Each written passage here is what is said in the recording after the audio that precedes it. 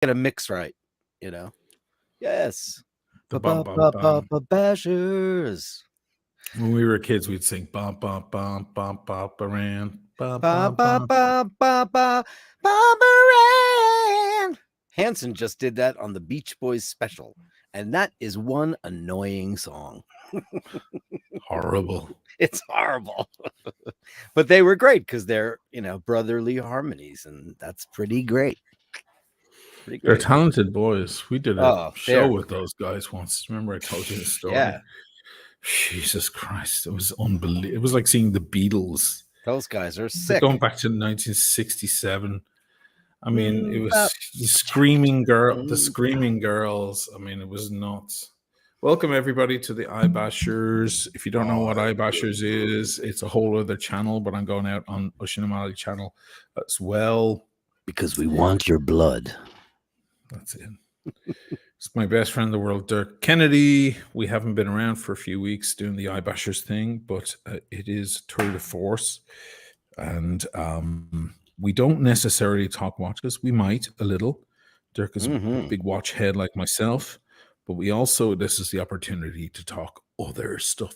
The other world. And in a world where two guys don't talk about watches. Exactly. We're not that. We're not the watch wives, so we won't gossip about you. We won't do it. The watch wives. I like that. The watch wives. We should make a channel, the watch wives. We should, the watch wives. Did you hear what so-and-so said? Well, I'm mad at him, and he's mad at me. And he's telling me this, and I did that. It's like, it should be on fucking Bravo. It really should. There are some channels, I'm not going to mention them by name because I don't want to ever promote them. No. But they literally, all their content is based. Like they'll take one of my videos and just set it out as their map and slowly go through it word by word. I'm like, I'm creating fertile soil for your channel. It's bizarre. The Watch Wives. The Watch Wives on Bravo. For international viewers, Bravo is America's channel of shite. It's where, like, you have girls beating up girls over cocktails and sleeping with each other's husbands. And over cock. Stuff like that. What's the greatest line from Extras ever? From Extras? The greatest line ever from Extras. I'll set it up. Ready? I'll set it up. He's in the park. He's in the park, and he sees his mate on the bench, and he goes, "Hey man, what are you doing here during the middle of the day?" He goes, "Waiting for what, mate?" And he goes, "Cock."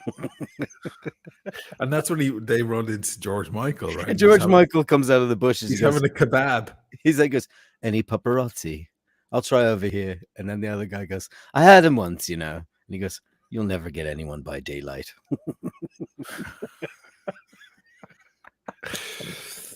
He's eating the kebab. That's the great thing about George Michael. He's eating the kebab and he's waiting around for casual gay sex in the park. This guy had no problem taking the piss out of himself. None at all. What a genius. George Michael did the very first James Corden car thing, it was Red Nose Day. Yeah, it was the very first one. Yeah. And he's like, you don't want to, I know why you don't want to invite me to the party later. Why? Because you don't want to be seen with a gay man. He does the whole, I'm like, man, well, he does not take it. He didn't take himself seriously in any way.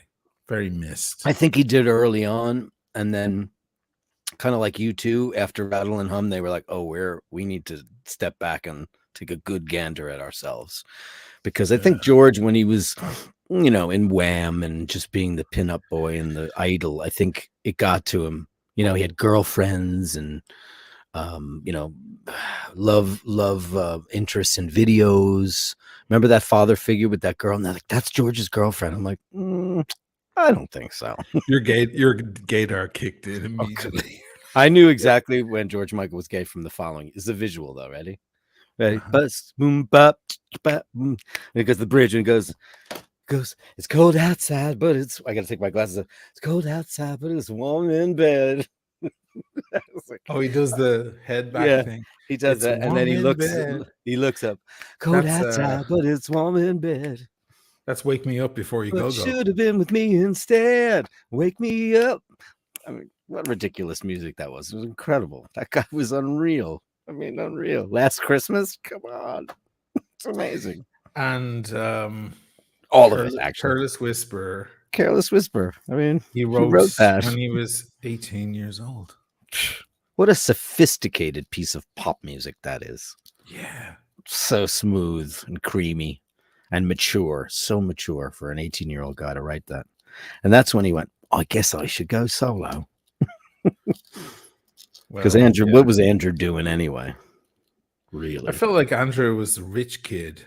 You know, he was the rich kid in the room, and just he had the connections, and he was there for the ride. He didn't have any talent, but he was just in the room for because of his power. You see that a lot in other facets in the world, where the rich kid with no charisma, no power, plenty of power, no charisma, no wit, discernible talent, no talent, yeah, and but his daddy is connected, so he gets in the door. Yeah. See, even in the watch world, we see that. I'm not going to name names. Who's in the room? Shit, we haven't. I feel like a lot of people missed you, man. Oh, I missed them too. Welcome, bashers. Welcome, bashies. Let's get out our magic mirror and say hello to Ray and Ricky and Bomb Squad and Jeff and Walter and Solvents and Watch Flares and Martin Payne, Union City, Bob Sacamano, James Scott, Le Calais is here, of course. Throw Glass, Nobby, the gorgeous and wonderful, ladies and gentlemen, the incomparable Carolyn Merton is here. Tim Wright, upvote or else. Yeah, please upvote. Also, Blondie, get back. You can blame it all on me. Timmy, come back. There's my best falsetto. That's pretty good. Yeah, Blondie. Yeah, come back, Blondie. Patricia's in the house. Dirk's too early for Dirk to start singing. No, he's already singing. I did it at the top. What do you want? Let's hear Blondie come back. Started. Blondie, come back. You can blame it all on me. I was wrong, and I just can't live without you. It's a great song. Nathaniel $4.99. Just a super sticker, just to say hello and fly the flag. Great to see you here, Carolyn. Of course, Dirk. That is the Tim Wright channel. Oh, pardon me. The Tim Wright, ladies and gentlemen, on the BBC Two, the Tim Wright channel, starring Tim Wright. And now a message from Fairy. Great to see everybody in the room. Yeah, this is a laid back chat, guys, not necessarily about watches, but I do want to talk about. So, Zero West have an issue with people coming back. Oh, first of all, they have two issues. One is people going, great watch, great theme, but no in-house movement. Right? And then the other thing is, like, then the guys who buy the watches, a lot of them are like timing the goddamn thing, and it comes in 6 seconds after the hour, and they're like, oh my God, the movement is broken or whatever. And it's like, it's it's a problem for them, God help them. I feel bad. And I was trying to put together a video about that exact subject, but it turned into the big Galileo Galilei thing, and it got very arty. I just got dragged away into a big tangent, which I hoped, kind of helped the message. I'm not sure if it was direct enough, but I looked at this watch. This is my first luxury watch. This is my Seamaster. Mm-hmm.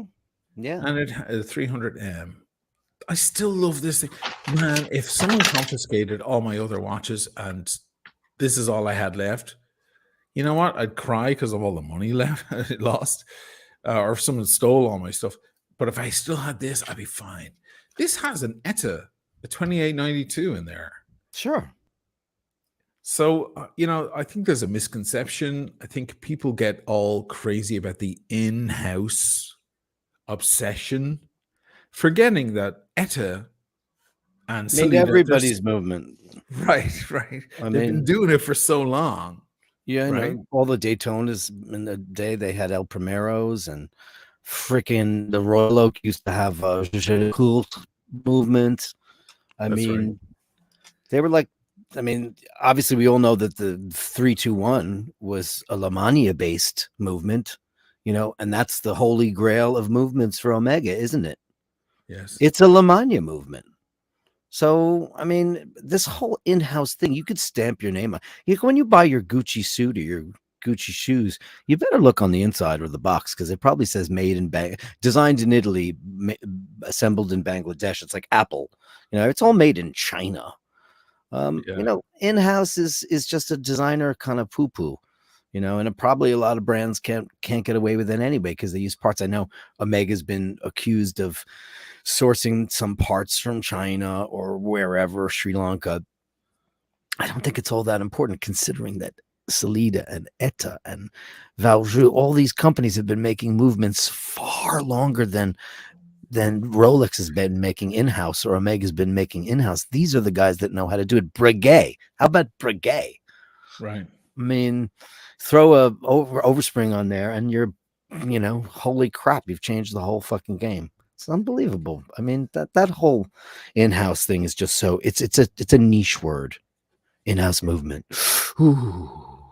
Well, what's happened now is that ETA, they're no longer that easy to even order.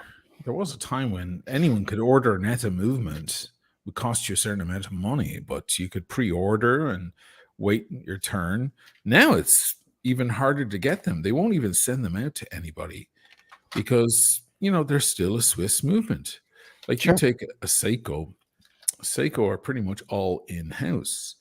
Here's a Seiko here, a King Sumo. It's a big beast, beautiful watch.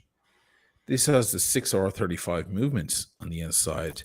This thing is set, the specifications on it are plus and minus 25 seconds a day. 25 seconds a day. That's How dare they? How dare they? Right. You should send it you back. Get your average Salita, yeah. You get your average Salita or ETA, and they're coming in at 15 seconds a day or 12 seconds a day. It ain't 2 seconds a day like the COSC certified and so on. But man, I think I would rather a Swiss-made movement than an in-house movement if it's at 25 seconds a day. Sure. People get a little bit crazy on that stuff. And also then when you own the watch, even if it is a METAS certified or COSC certified, it depends which way you're wearing it. Depends on how often you pick it up and put it on. Where has it been sitting? Has it been sitting down flat? Has it been in a hanging position or a resting position or for your automatic pieces? For automatic. I mean, this does not apply to manual wind. Well, manual wind will affect it too, of course. Will it? Yeah, because I'm not just talking about a rotor here. Oh. I'm not talking about, well, think about a tourbillon. The tourbillon is the bridge moving. True. That's not the rotor. It's nothing to do with the rotor. It's the bridge moving and shifting position because of gravity and trying to counteract the effect of gravity. If we lived in space with zero gravity, we wouldn't have any of the issues that we have with mechanical watches, and they'd probably run a lot faster or a lot more accurate, I mean. Anyway, it's just an interesting topic, I think. Mine's got a ETA. It's got a 2890. That's what's in there. And a Dupuis chrono mechanism on it. Yeah, that's right. And I'm cool. I'm wearing the Pepsi. Sexy. You didn't know I got this, right? I didn't know until this afternoon. I mean, I saw that you on one of your videos that you posted, and I was like, "What the bleep?" You like? I do like it. I'm a Pepsi guy. I love the vintage ones, but that one's very, very sexy. I think it's very cool. I couldn't wear one of those vintage ones. It looked like a button on my wrist. I'm surprised at how good that actually looks to you, because I thought that was still like a 39.7, but it's a 40. But still, 40's still looking pretty good on you. Yeah, it's You fine. know, it's looking pretty good. Quick comment. I just want to say hi to Alan Philpott. Evening from Mill Street. That's where my grandmother's from. If you didn't know that, Alan, but my grandma is Mill from Street, where? I don't know what street she's from, but she was from Mill Street, and Mill Street is Cork. On Cork. Yeah. She is a Healy. Her maiden name is Healy. So I just wanted to say hey to you. I saw that in the comments, and I just thought it would be. Yeah, we're all Kennedy, Murray, my mom, Brady on that side, Healy on that side, and then. Well, you have Brady in you? Yes, I do. My grandmother, my mother's mother, is a Brady, and Strong family, she is from Frankfurt in Sligo, which is Inniscrone in the hills. It's the hillbillies of Inniscrone. It's a new TV show on Bravo, the hillbillies of Inniscrone. Which is like an oxymoron. Because we're all hillbillies. So. It's weird how we identify so much with the Sligoans, but meanwhile all the Kennedys are from Pallasgreen and Limerick. So Randy's in the room, look. 9.99. Hey Randy, my favorite firefighter in the whole wide world. Thanks, man. My second favorite. Okay. My favorite, I love Randy, but one of my good friends in New York is still an active firefighter. Mike Terryberry. He's in Queens. Man, I love that dude. Don't know him. Randy, good to have the iBashers back. I missed a lot. Been following all the cool streams, private and public anyway. Dirk, I hope you're staying strong and all is well. Because, of course, your father passed away and so on. So I'm an orphan now. It's great to see you again. It's great to see you, Randy, in the room. Carlos Ramirez. Always great to see you. Glad to see iBashers back. Yeah, we're back. We're coming back strong. Thanks. Anybody who hasn't subbed to the iBashers channel, it's called the iBashers channel. I know I'm going out on my channel simultaneously. It's a simulcast. Yeah, it's a simulcast. You won't see this after the fact, though. You won't be able to replay it or, just go over to iBashers and you'll get it. I'll put the link in the chat in a minute. It'll be there. Mr. Badgas, $5.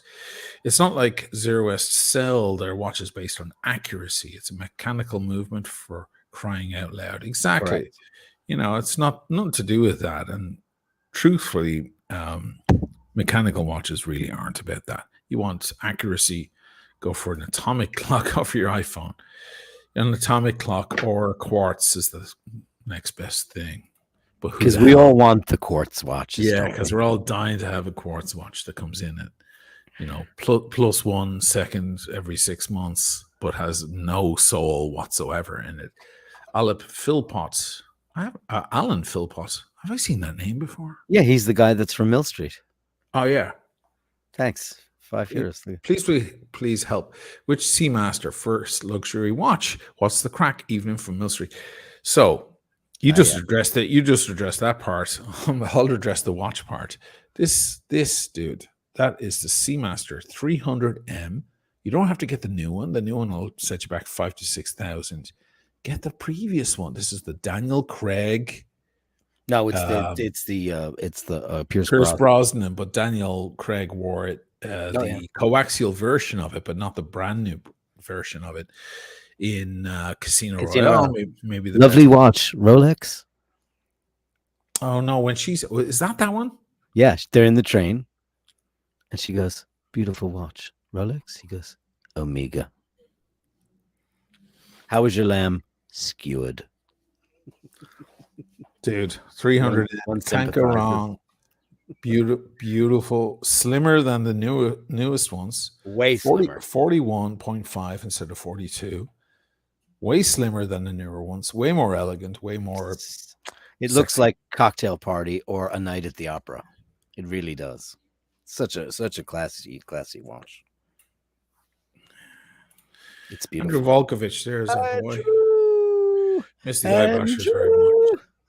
Glad to see you both back in tune tonight. At work right now. You're at work. Go He's home. working. Get out of work. Get in your car. Yeah, man, get out of there.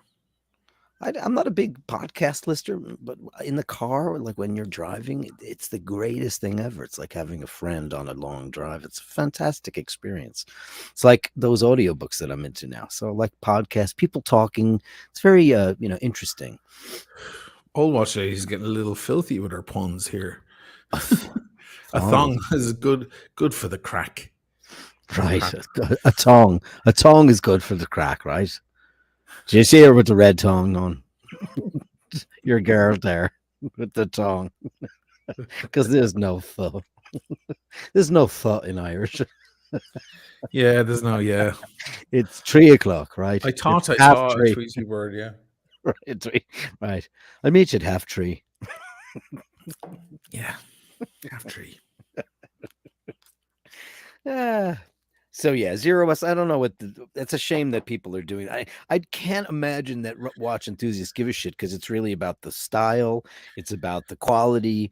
If you're timing stuff, I mean, man, you need to switch your OnlyFans channel around because that's just ridiculous. Also, if you're looking for in-house, you better up your game money-wise. Like you look at a watch that has all that dedication into the design and the link to the story with the piece of metal and everything, and then you want it for under $3,000, and you want an in-house movement. You fucking kidding me? You'll never get it. You won't get an in-house movement for that kind of money. In-house movements start at the nice Omegas, right? Omega, so you're talking 6,000-7,000. Yeah, the 8900s and the 8913s. I mean, wasn't Patek using like Lamania 2310s for quite a while? On like we all know that Daytonas were using Zenith movements, El Primeros. We all know that Panerai were using modified Etas. We all know that Rolex or the Panerai were using Rolex were using Panerai parts and vice versa for a while. This was years ago. We all know that Breitling Navi timers have a B01, modified B01. Right. You know, the list is long. What is it about Breitling that no one talks about? They're yesterday's news. They were very well. They've come back onto the scene again. I have to say they have. I mean, it's a quality timepiece, and it just doesn't have any love. It doesn't get any kisses at all, and it's a storied brand with a great history. I just don't understand why they're, like kind of like in the Hublot character, where category where nobody cares. No, they had their moment. They had their moment back in the 90s and noughties. Breitling were all the rage for a while, and it just passed. There was something extra flashy about their high gloss everything, high polish bracelets across the board and so on, and they were kind of considered the kind of flashy man's watch down on Wall Street for a long time. When guys made a killing, they'd run out and buy a Breitling. It was the thing they were after. I'll tell you one thing. Some of the most interesting dials I've ever filmed were Breitling. I've had a few Breitlings at this point, and the Chronomats and the Wing Rider, or whatever it's called. That was beautiful. Yeah, and those dials, oh my God, the detail. It's like it's like landing down on a planet when you zoom in on that thing. It's almost a shame you can't see the detail with the naked eye. Whereas with a Rolex, you can see what you're looking at. I mean, you can get in close to check if it's a fake or not, but you're not really going to be shocked at anything when you get in close with a loop. You will be with a Breitling. You will be. What's that from? There's a quote. I'm not scared. You will be. God, I don't know. Actually, it's a lower voice. You will be. You will be. That's what it sounds like. Is that Star Wars? Yeah, it's Empire Strikes Back. Empire Strikes Back. Yeah, Yoda. It's Yoda's weirdest moment because Yoda's so friendly and he looks a bit like that Irish. Great warriors are not great, My homeness is. But then that's pretty good. It's all right. But there are people who could do that. Do all the Star Wars characters so perfectly. But then the weirdest bit, he's like, "I'm not afraid," and he goes, You will be.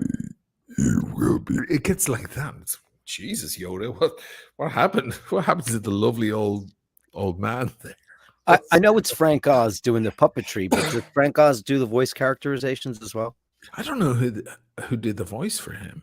That's a really good question. You guys in the comments, tell us who did the voice character. I mean, we know James Earl Jones is Darth Vader, but I don't know who Thank God. Have you ever heard the clips where they they use the original voice of the original David actor? Prowse wanted it so bad, and they were like, no, that's not gonna. It was really terrible. He sounded like a bit of a guy, maybe looking for like a chipper, a bit, you know. Oh God! Fancy walk to the chipper. That's what he sounded like. Wasn't good. Oh, Frank Oz. Frank Oz did the voice as well. Frank Oz is a big director too. He's directed a lot of huge films. What a talented guy that guy is. Can I tell you something that was a bit weird for me when I was watching The Mandalorian? And now we're going into Star Wars world, guys. So sorry, we won't spend too much time. But the whole idea that little Yodas are born, and then when I was a kid and I saw it, and it turned out that Yoda was 900 years old, I thought, oh, he's just a 900-year-old man. When you have the force running through your veins and you just get older and older, the way people get decrepit and smaller and more frail, if it goes on for 900 years, it turns into that. You know, your ears get longer, your nose gets bigger, you become smaller and smaller. I thought, that's just a dude if he were 900 years old. And I thought that was amazing. Now, all these years later, they made The Mandalorian. Now we have Grogu, or whatever his name is, the little one. He's just another Yoda. I'm like, fuck. Fuck with my head. It's like finding out a song. Midichlorians.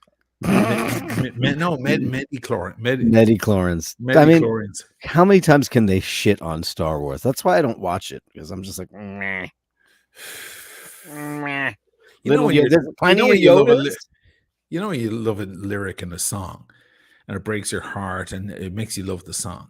Then years later, you discover that's not the lyric. You were hearing it wrong. It's something else. And you feel like, oh, Jesus, you feel like covering yourself up and running in and out of the rain. Like you have this odd feeling. That's my feeling with the whole Yoda thing. I thought that was just a really old dude. That's what I always thought. I thought he was just a really ancient old wizard.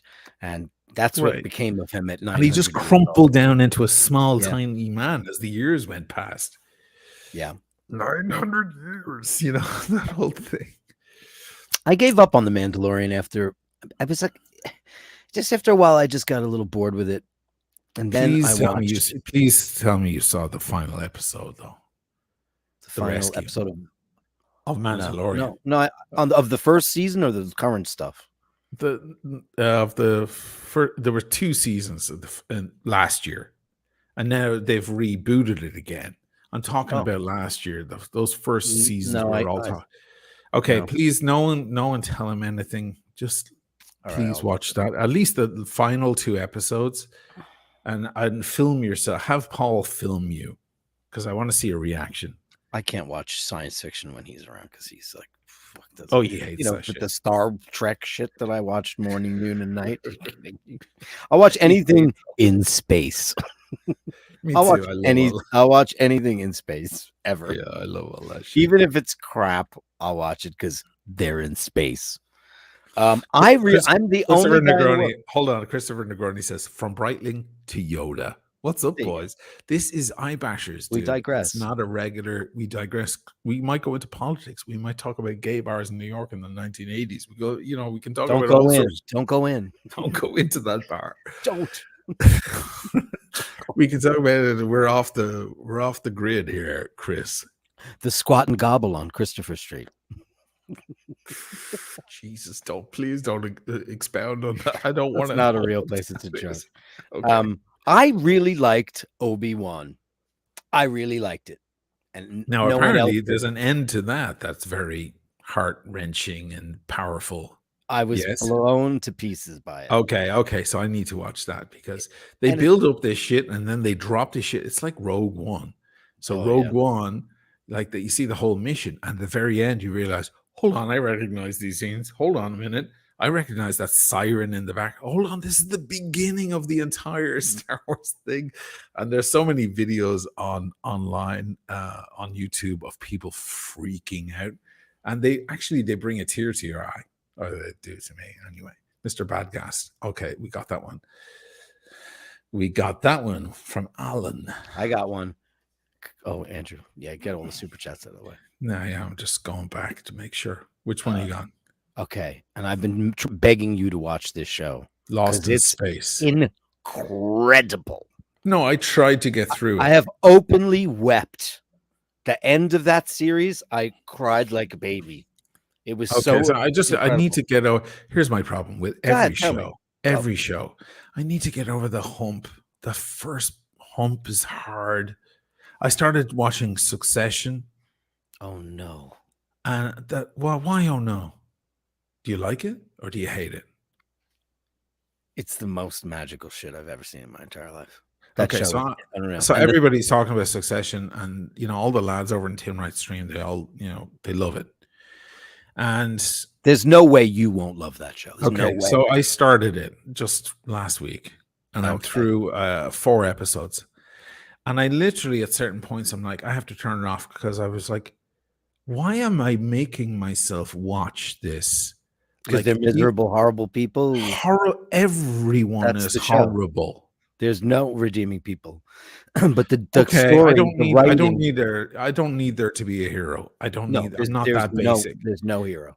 But I'm just like, why am I watching horrific people and horrific characters, people I would smack in the face if I got the chance, everywhere in this show, and I can't see any redeeming thing. It's upsetting. The whole experience is very upsetting to me. I've heard that season 2 begins to pick up, and now the interest begins, and then they pull you in. My problem is getting over that first hump, like pushing through. Like the first 4 episodes of Lost were like that for me. The first 3, I'm like, this is stupid. Then it began to get me. Even Breaking Bad was the same. It takes a bit to some shows take a little longer than others. They reel you in. Then you're hooked. Remember me? I'm still stuck. I gave up on Better Call Saul because it took so long to get going. And I know it's a great show, and I will. It never gets going. That's the great thing about Better Call Saul. It's so slow, but it's great.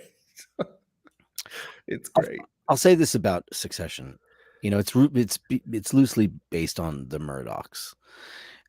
The show's about the writing and it's about the acting, and that's really all it's about. It's really good acting. It is great acting. I mean, first of all, the girl and her husband, he's British and she's Australian, and you would never know it. It's unreal. Kieran Culkin's got the best lines in the business, and Brian Cox is that Shiv? Shiv. She's Australian. Shiv. And yeah, and Brian Cox is just a curmudgeon-y old. All he does is tell everybody to fuck off. And they're just these spoiled little cunts, and they don't know the price of an egg, and they're all vying. They don't love each other or their dad. They just want stuff for me. But then, like, the whole thing starts to collapse on them. And I won't expound on it any further, but it gets so interwoven and crazy. And some shit happened two episodes ago, and it was just like the whole fucking world fell apart. It was you're miles ahead of me. Yeah, I won't. I'm on season 4. You know what? One of the things that piqued my interest is because the Carl Frederick guys, those products I spruik, the travel bags and stuff that have been sponsoring the channel for a while. Their products are in Succession. Like when they pack their car to go to the airport, watch out, it's all Carl Frederick shit. Isn't that cool? There's Sean in LA. Actually, Sean is in Paris right now. I'm supposed to go see him. It might still happen. Dirk, missed you. Glad to see you back, thanks, brother Oshin. On Eurostar, getting back to Paris from a day trip to London. Look at that. Nice. Dirk, you have been on that train. Many a time. Yeah. It's a great some special cigars for us to enjoy in case you can make it to Paris. I need to make it to Paris. I got to go see Sean in Paris. Just get on a fucking train. Go to Paris. Just check into the Prince de Gaulle. Train is, where's Sean staying? Sean's such a classy mother. Do you know Sean? I don't. He's so fucking classy. This guy matches his suits, his socks, his shoes, his pens, his writing instruments with his watches. You're talking high class really, really high class dude, but also the sweetest man in the world. I got to go see him, but I was thinking he's probably at the fucking George Sank. Yeah, probably. Or the Prince or the Peninsula, or the now the Principate of Savoy is in Milan. The Prince de Gaulle next door. They share a wall. The hot hotel in Paris now is the Peninsula. That's the tippity top of the. That's what everybody. I haven't stayed there. I mean, I walked past it and it's crazy. Looks like it's an old bank that they turned into a luxury hotel. But you should get on a flight and meet me in Paris. I'll come meet you. And it's not as easy as it used to be, but Okay. Is that gone? Is that gone now? It's gone. Okay. My dad's parting words to me, not right away, but very soon before he passed, he asked me, what are you going to do when I'm gone? And I was like, oh, I'll be sad. He goes, no, not sad, you idiot. He goes, how are you ever going to learn to fly coach?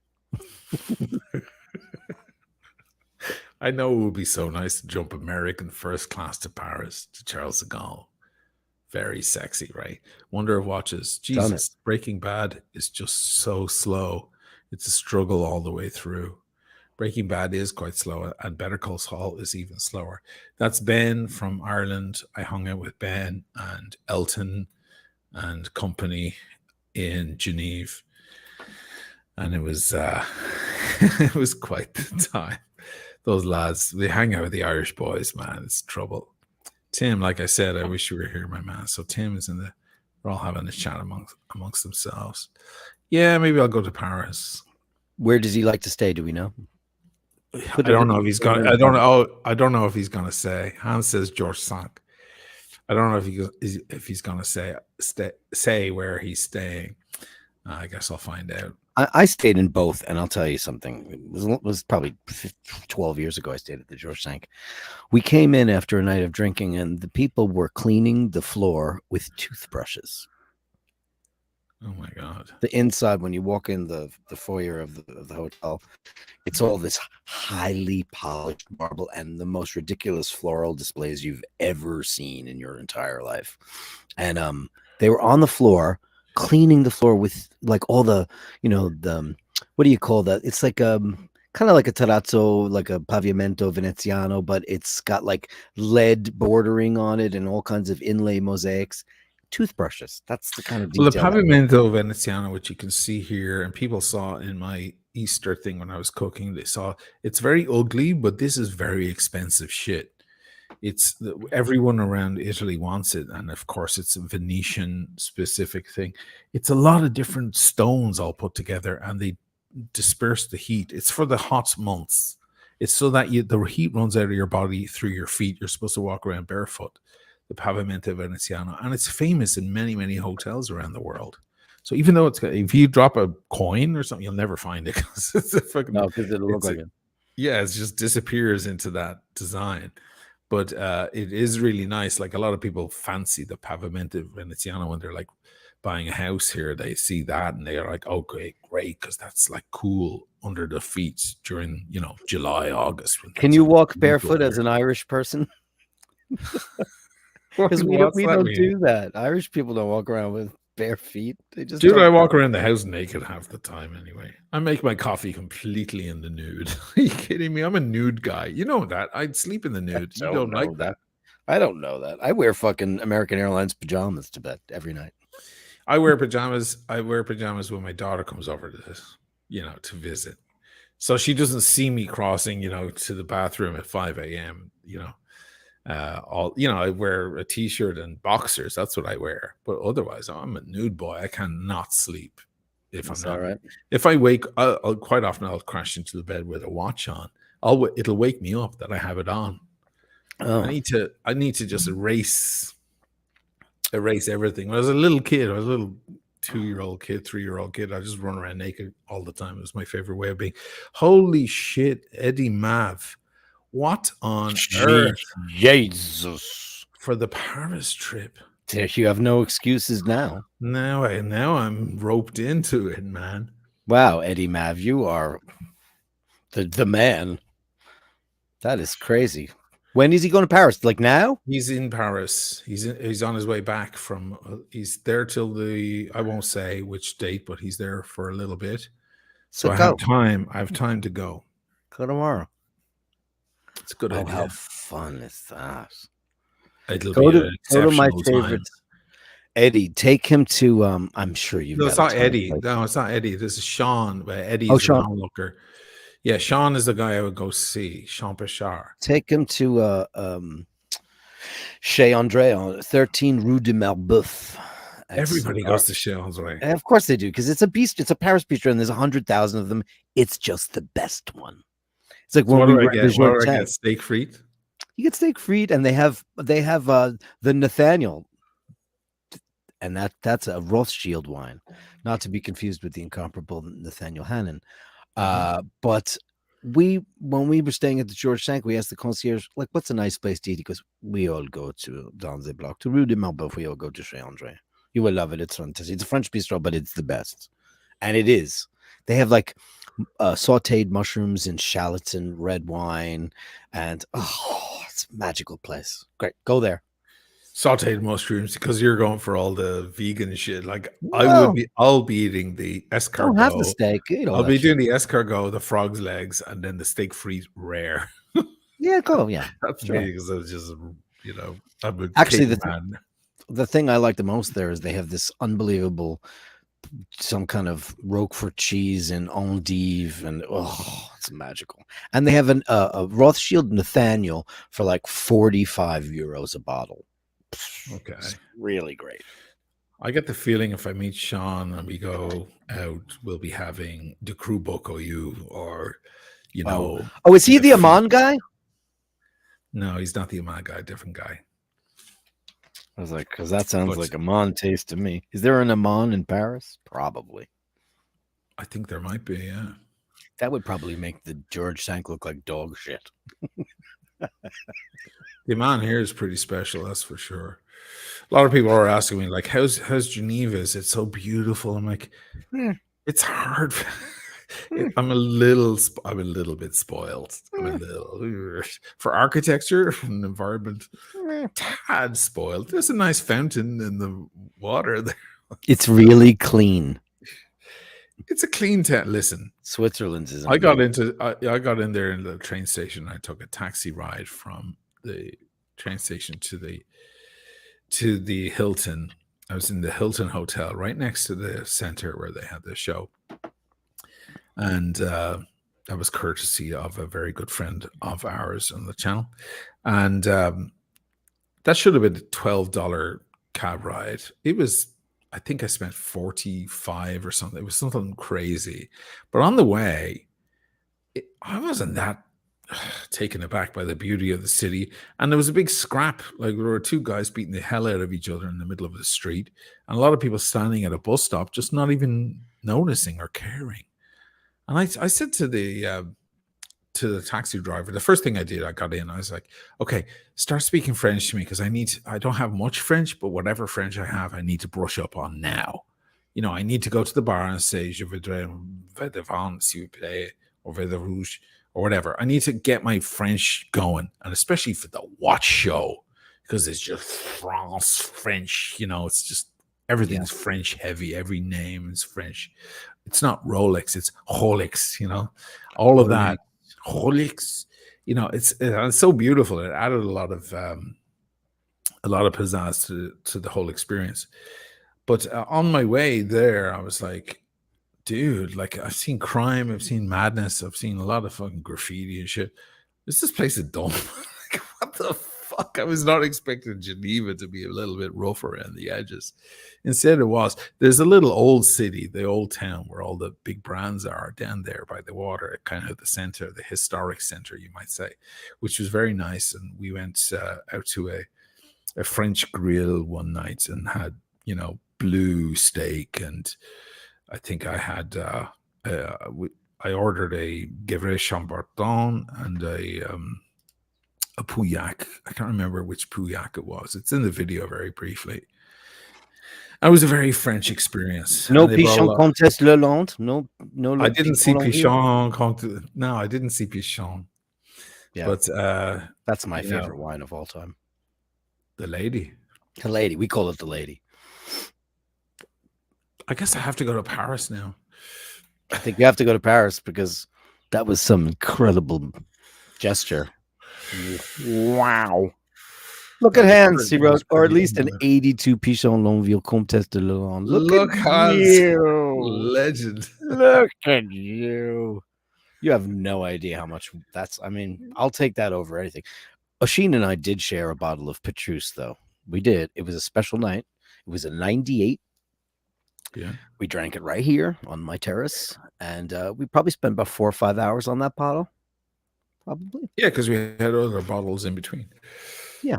We just decanted we had it. like 4 other bottles as we went through the Petrus. Yeah. Yeah. All French. Good, yeah. We did not deviate. We've had a lot of the big wines from France. Tim Wright, you must go to Paris. Are you coming, Tim? Tim's gonna he'll show up. He'll jump on what's there's a new airline that's nonstop from Newark to Paris, Orly, and it's like $2.99. Really? Ooh, yeah. It's brandy new. Just and I think it's all business class. It's very inexpensive. I don't know how they do it. They'll be out of business in like 3 weeks. Because how many people have tried that all business transatlantic and it hasn't worked out? But that's crazy. I'll watch ladies stay at the Marais district, Le Pavillon de la Reine. It's a lot of queens. It's where all the queens are. It's like the village, the Marais. Really? The Marais. But there is a great restaurant there called Le Philosophie, which you would probably love because it's like big, giant slabs of meat. That was the first time I ever saw a standalone Karl Lagerfeld store. I went, what the fuck? Paris. Only in Paris does Karl Lagerfeld, a dead legendary designer, have a standalone store. There's like one dress in the window. That's it. I need to see the Goyard store there. I saw the Goyard store in Milan. There was a line down the street. Like Hermes were just next to them. They were like the dogs of the street next to Goyard. Like there was a fucking line outside Goyard. I mean, what can you get in Hermes? You can't even get their bags. They're like Rolex. You can't get one. You have to begin your Hermes journey.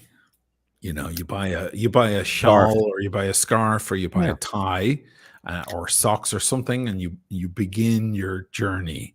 On the way to a Birkin or a Kelly. By the way, going around Milan, so many Birkins, so many Kellys everywhere. Women of extreme style. Milan is, because I spent a night there before going to Geneva with my daughter. We went all around, and man, that town, whoa, the style, men and women. It's the seat of the world, the planet Earth's fashion.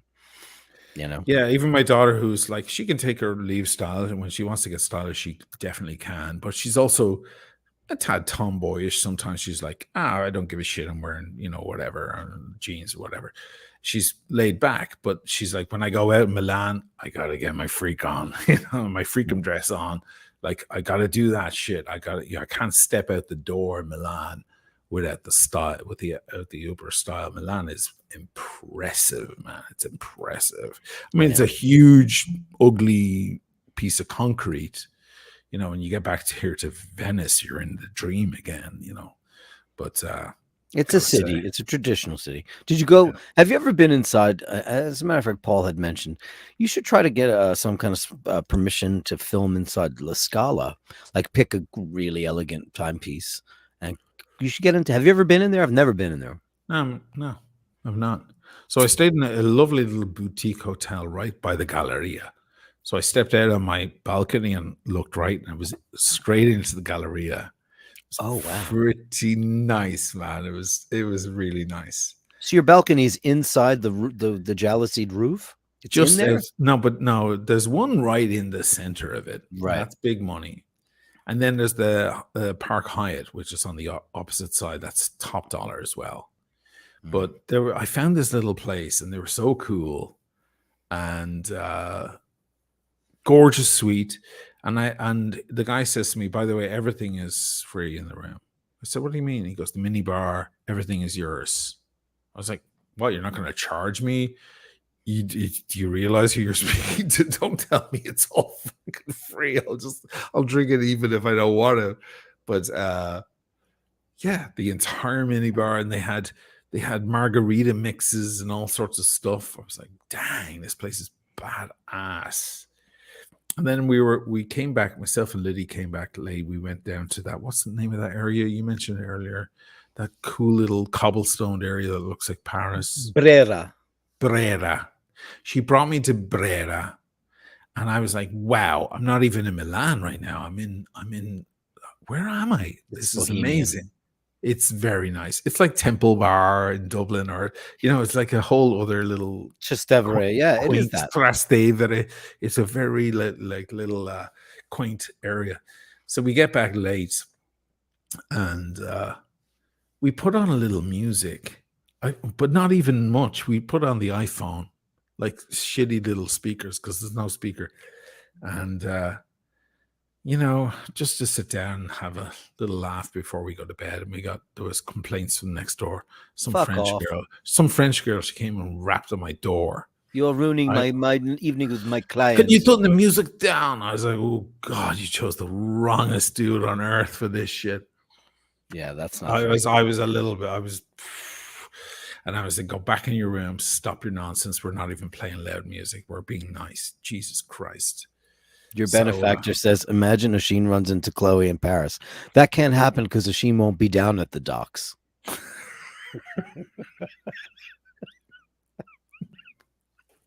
And that's the end of the show. Good night, guys.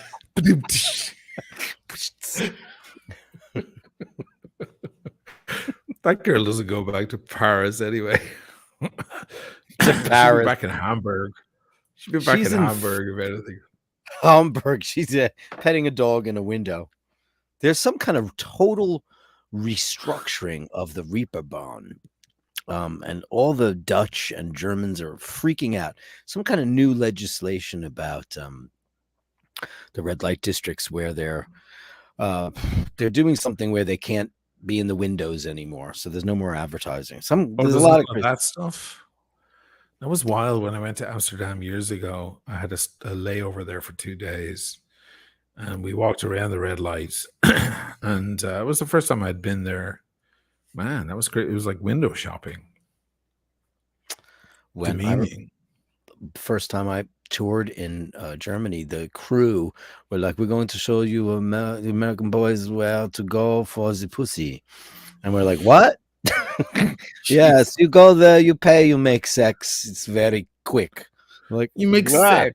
You make the sex. And that's where I learned what the red light district meant. I had no idea why it was called that. They educated me on that. And we walk through there's a wall. Am I missing something? Do you know why it's a red light district, right? Remind me. Because the prostitutes always had their rooms lit in red, because if they had any sores on their body, that's what it is. Yeah. So you couldn't see the lesions of their venereal diseases. Oh shit. It would be masked by the red light. I was like, what? I'm just browsing. Thank you. I didn't know it was about legions. I thought it was about I thought it was just like sexy, like you put a red light in the room. Later on, it was. Meanwhile, no one looks better in red light. No one. No. When we would play in a venue, small venue, they'd only have a few different filters on their lights on the stage. Yeah. And their classic was always red and yellow, and it makes everyone look puffy and horrible. I would always say to them, do you have any blue filters? Please change all your filters to blue. Just put blue light, white or blue light on the stage, please. Because it complements, everybody looks better with a little blue. It slims you up. It does. Yeah. Yeah. I don't know why red was always the thing on cheap stages. And when you support a bigger band, and they're not. You always get the red as support. Always. Because you look like shit. Yeah. They do it on purpose. They do. They do it on purpose. Yeah. I played with Queensryche last year, and it was red and yellow. That's what we got. And then when I was like, wow, those lights sucked. And then when they went on, it was gobos and strobes. It was blue and rah. And I was like, oh, fuck. Just give me some blue light, just low blue light. You don't need anything else. We'll take care of everything else. We'll put on the show. We'll play amazing music. We'll, but just give us some goddamn blue light. It's too complimentary. They don't like to do it. They do it on purpose. They just want you to look like crap.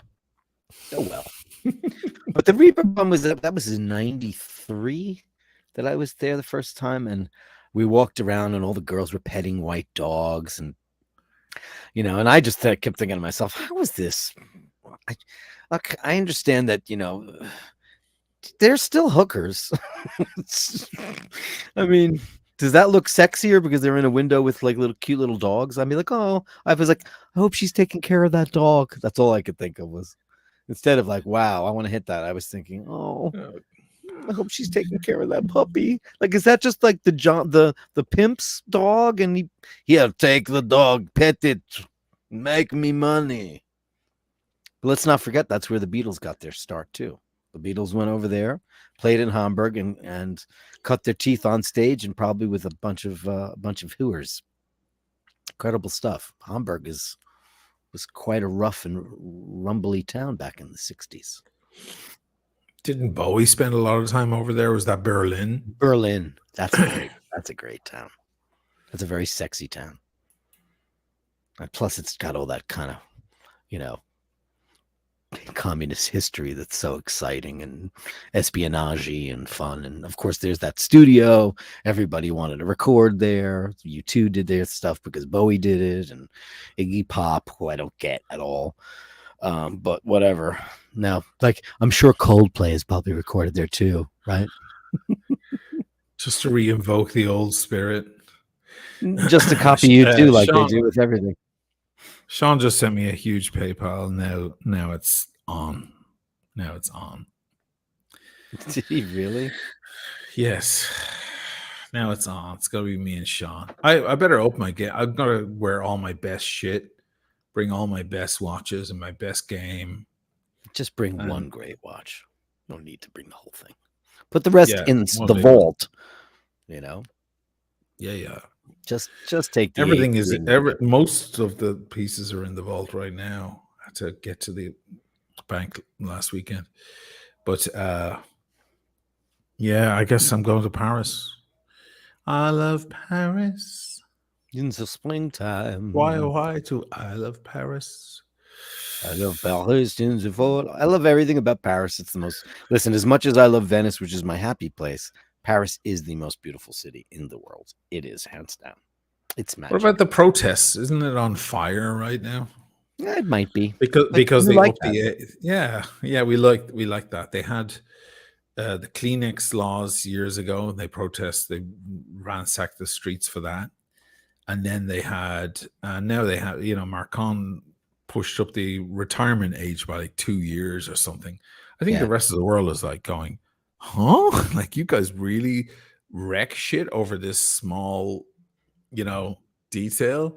The Kleenex laws years ago was that, when you hire someone in France, you can't just fucking drop them. You can't dump them. If they're no good, you have to hang on to them as an employee for a couple of years at least. There's no unfair dismissals, as they call it, there. And when they try to undo that law, oh my God, the French, because it's all about revolution and, it's all about, cutting off people's heads. Yeah. Burning palaces. And they started the guillotine.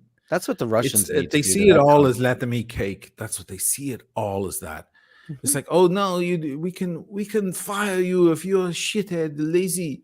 No, that's let them eat cake. And this is now they're seeing it as let them eat cake again. The guys are crazy over there. Meanwhile, the Americans will be like, huh? What? A couple of extra years? No problem. They just take it on the chin. The worst. God bless the Yanks. That's the problem with America. There's too many at-will employees and there's no protection. We have unions which are corrupt, and it's a shame. Whereas, like in France, like the citizens really give a shit. They really give a shit. And they won't take anybody's crap. Well, it happens a lot in the United States, and God knows I love the United States and the people there, but it happens a lot that the workers get shit on a lot. Shit on, completely shit on. Yeah. And there's very little sick leave. And if you have a baby, they're not going to cover you for very long. And all of that kind of stuff. That's really rough. It's dog eat dog. It Whereas, is. yeah, over here we have a lot more of the kind of like, no, I have my rights, motherfucker, all that shit. Meanwhile, we pay higher taxes, so I guess that's what it's all about. But Americans don't want to pay the higher tax rate, so right. Yeah. Le Calais is funny. I'm always browsing the. Do it. Yeah. Ashim would love the Kit Kat Club in Berlin. You know what? He totally would not. Why? What is that? I don't know. I feel innocent. It's a sex club. It's like go in there, check your clothes, and just go hit the floor. Jesus. Berlin is a very naughty town. When we were there, we were taken on a tour of a gummy club. And we were like, oh, what does gummy mean? Thinking, I don't know what it means. It means rubber. And it was a place where they would pour liquid latex on pretty girls, buxom women, and they would just get they would pour hot. It's like getting hot wax put on you, but it was some kind of rubber that wouldn't kill them. And they would have like catsuit outfits and, God knows what was going on. We kind of ran out of there.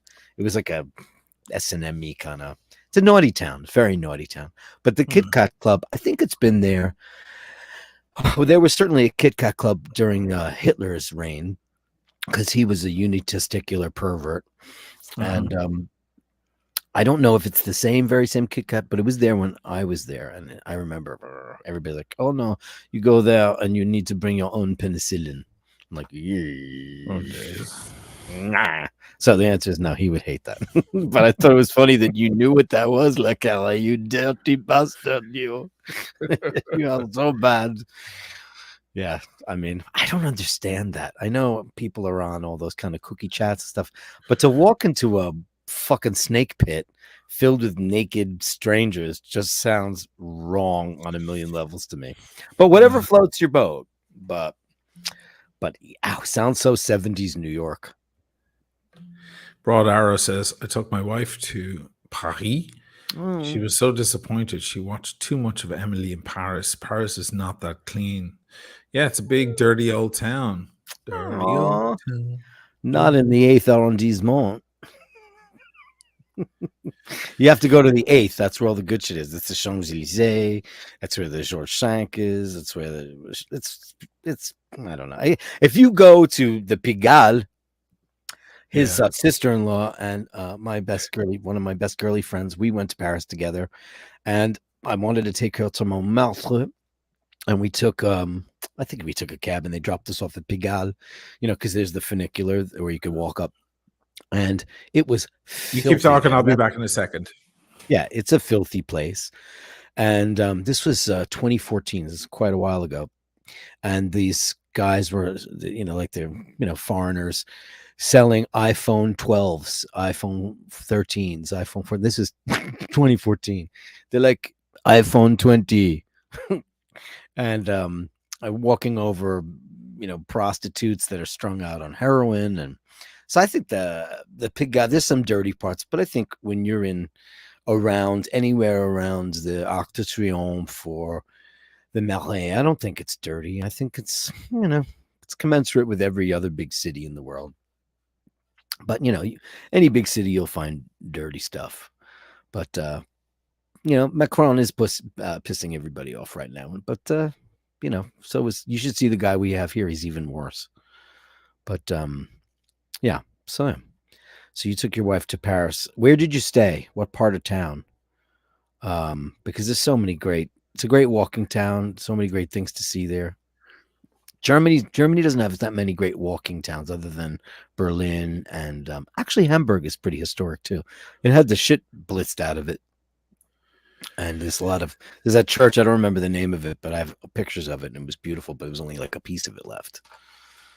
But people are saying Paris has fallen. No, it's just protests. That's all, and they do it in a nonchalant way. Every now and then, as I said, the Kleenex laws, it was the same thing.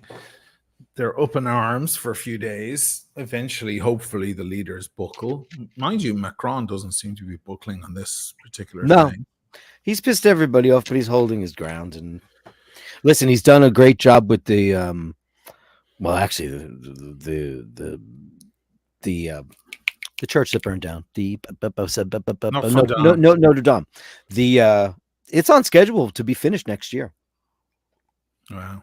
Yeah, well, they got a lot of donations. They got a lot of super chats. They got $1 billion worth of super chats. Yeah, they got $1 billion. Fix it. You know, and considering the fact that Ireland, Italy, France, the big Catholic countries, they don't really care anymore about the actual. They don't go to church. They don't, give their tithes. They don't do any of that stuff anymore. No. So it's just more of a Arc de Triomphe or a Le Tour Eiffel. It's just a thing to see as opposed to a house of God. So I'm sure the Catholic Church probably kicked in zero towards that, right? I would imagine. I have no idea. I bet you they didn't. Apparently right now there's a double Tour Eiffel as well. There's like a monument right next to it that's exactly the same shape. You can't walk on it or anything. It's like a big plastic thing or something. But really? Yeah, till next April there's a double Tour Eiffel, Eiffel Tower, Tour Eiffel right next to it. Yeah, apparently. And then there's a time between, like, I think it's 11:30 and 11:45 where they light it up and it sparkles. All the Instagram people get ready for that moment. Anyway, interesting place. I'd like to go to Jules Verne. That's very hard to get into, but maybe your friend's got a connection there. The restaurant in the Eiffel Tower, supposed to be magnificent. It's like 3 Michelin stars. That might be a nice night. Yeah, my friends Kate and Carl, who are we could live stream from there. Imagine. Would you mind if we bring a camera crew in and we'll just film? Could you imagine? What watch do I wear? Bring the. What watch do I wear to Paris? The gold sub or the Aubameyang Piguet? Yeah, I think so. It's got the most French name, doesn't it? Right. Aubameyang Piguet. That's what I wore to Geneva. You don't have a Cartier? I don't have Cartier. No, my daughter has a Cartier. I don't have one. No. Cartier would be nice, wouldn't it? A Tank Francaise or a Tank American, beautiful. Right. I love the Tank American chronograph. That's a beautiful watch. Yeah, I mean, Cartier is class, man. Totally beautiful. Meanwhile, Sean will have something like a Beauvais or something crazy, like something wild. I have to step up my game. He watches. I don't know him, so what does he watch? He's got all small boutique watches. Like, what does he wear? Like Lange? He's kind of got everything. He has a car dealership in LA. He's originally a Iranian, I think. Swedish guy. He looks like me in a few years. Like a lot of people are like, yeah, Sean and Oisin are like cut from the same mold. He's a bit beardy and he's dark and he's very, very handsome, striking guy. That's not giving myself a compliment. That's just to him. Persians are very attractive people. Yeah. He's a very good looking guy. He's got a lot of suave, a lot of class. He brings a lot of class to the groups. It's like a lot of people kind of aspire to be like him because it's not just the watches. It's, I'm wearing my suit, which matches my watch, which matches my writing instrument. He does he gets into the whole thing. It's just really fucking classy. It's very nice. We were talking about that recently on one of the streams. A lot of the guys are like, I'm not going to spend, like, I'll spend 60 grand on a watch, but I won't spend $60 on a nice shirt. I'll never spend 600 on a nice shirt or a nice suit or whatever. And I was like, guys, you got to get on that because you can wear a lot of these watches with jeans and t-shirt, but man, if you put on a beautiful suit and a beautiful shirt, your watch looks better. Of course it does. You look better and your watch looks better. They spend a little too much time at the end of their wrist and not looking at the rest of the form. The shabby chic or the casual Friday with the fancy watch. Yeah, that works great if you're, on a weekend holiday with your kids. But if you're walking through Milan or you're going to an event, you should be wearing, and more important, you should make sure you have a tailored suit because there's nothing worse than a suit that doesn't fit. nothing worse. Yeah, I you look won't like name any a names. bad waiter or something, right? I'm not going to name any names, but that fat cunt was wearing on his channel was wearing a like it looked like a shirt that But the biggest YouTube watch YouTuber in the I don't world. know. Yeah, I that call him guy. that fat cunt. Yeah, He yeah. he was wearing you know, when you have a lot of back fat, your shirts ride up from here, you know, and you know you can't get a proper fit unless you're wearing an XXXXXXL. So it was like there's like a whole big like Renaissance poof going on behind his head. I was like, here's a guy that's got like he's got like Lamborghinis or Ferraris and all these crazy watches. Can you go to you know a shirt maker and go get a shirt that fits other than looking like and he's wearing white. And like I said to Sheen earlier, if I'm 10 pounds overweight, I won't wear white because I don't want to look fat. I don't want to expose anybody to the horrors of my overweightness. You know, that's just a psychological problem I have. But like wearing white, a crisp white fitted shirt with an absolutely beautifully tailored jacket and pair of slacks, gorgeous with a beautiful watch. It's gonna change people treat you differently, they greet you differently, they behave differently. You put some class out in the world, you get it right back at you. If you look like a schlub on the subway and you have a fancy watch, I'm like, Yeah, nobody's noticing the watch. The watch nobody comes notices the last. watch. The watch is the accent at the end of the wrist. That's all it is. Yeah. It's like when Yeah. guys used to come into the bar with like I'm a great I'm a like a peeping Tom when it comes to watches under a cuff, you know, and I'm always like oh, you know, nice Planet Ocean. I always, you know what they're wearing. And a guy came in the other day. I said, "Oh wow, you have a day date," and he's like, "You can barely see it." And I was like, "It's kind of like a profession." I'm afraid one day I'm going to get punched in the mouth by some guy because he's going to think I'm checking him out, and I'm just really trying to see what's under his cuff. It's a problem we all have in the watch world. Sure, you're checking guys out. You're like, you looking at my dick? No, I'm looking at your panerai. Right. Nice Pam. Nice What? Pam. What are you talking about? Leave my wife alone. Her name is Pamela. How did you know my wife's name is Yeah. Pam? Yeah, so that's a thing. And when you wear like, and it doesn't have to be French cuffs. I think they're a little Lord Fauntleroy anyway. I know we talked about past iBashers about men's jewelry, which watches are the equivalent of jewelry for men, and there's also cufflinks and tie clips and things like that, accessories. I don't particularly. I mean, Sean is definitely a cufflinks guy, but I have some cufflinks. I have cufflinks with movements built into them. They were gifted to me by Yeah, a that's viewer. nice. You know, I can rock that shit. I don't like French cuffs. They're too cumbersome. There's too much real estate under the sleeve of the jacket, especially when guys, you know, do it like this. You know, they'll take the and they'll do it on the edge like that.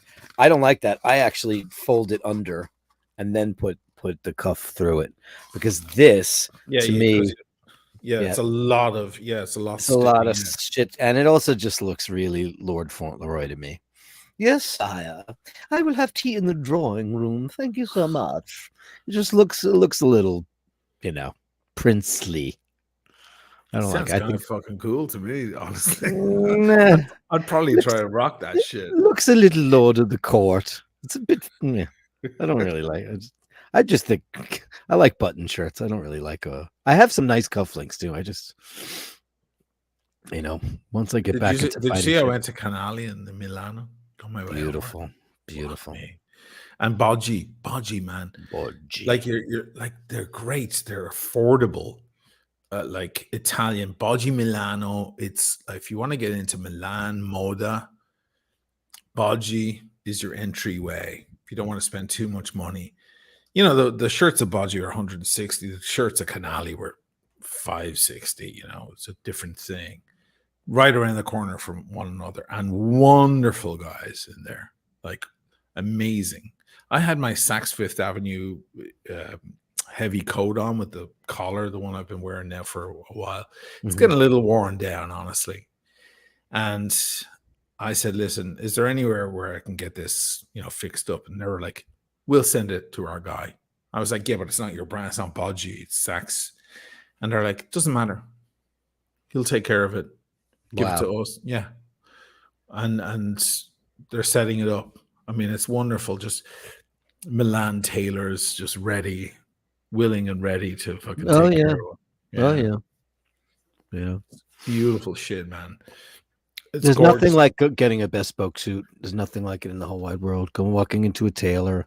Never, like years ago when I was really into suiting, I used to go. I was obsessed with Tom Ford when he was at Gucci, and I still have many of them. But I remember going in there, and the guy just tried it on. He goes, "Oh, it's perfect." And I said, "Oh, it was on sale," so I got it. And they took me in the back, and I couldn't have it for 4 weeks because they were going to tailor it specifically, and it came out. It was the most immaculate thing. And I said, if I gain 2 pounds, I'm never going to wear this again. Then a couple of years later, I gained 20, and so it's sitting in a bag in the closet. Dude, I've like 20 leather jackets that don't fit me anymore. Like that's just the way it is. You know?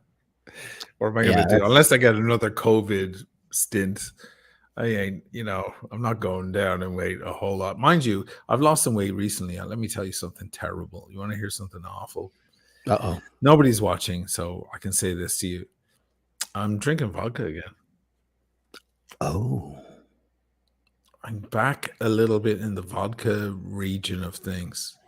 Ooh. A drink that I walked away from a long time ago because I got in a lot of trouble. That was my gigging drink and the madman on the stage and all that. And I've worked my way off. I mean, the whiskey shit got a little heavy. I went to Geneva, and it was a shitload of whiskey the week or two before and over the weekend. And man, I was puffy as hell. I had so much water weight all over me. And, starting to drink a bit of vodka is fine. I'm cool. I'm all good. And man, it's like there's no puffiness. There's no weirdness. There's no weight gain. No, because vodka is a skinny drink. It's a skinny drink, yeah. Yeah. The tequilas and the whiskeys, that'll put the bloat on you. That's for sure. And you don't drink beer ever, right? Ever. I mean, when it happens, I go to bed. I fall asleep. It's like super carbohydrates. It's just, I mean, I like the taste of a beer here and there, but my God, it just makes your whole body go. Bleh. I always regret drinking a beer, especially if you're Kid Rock. If you're Kid Rock. Oh yeah, because of fucking Coors Light, or what is it, Bud Light? Bud Light.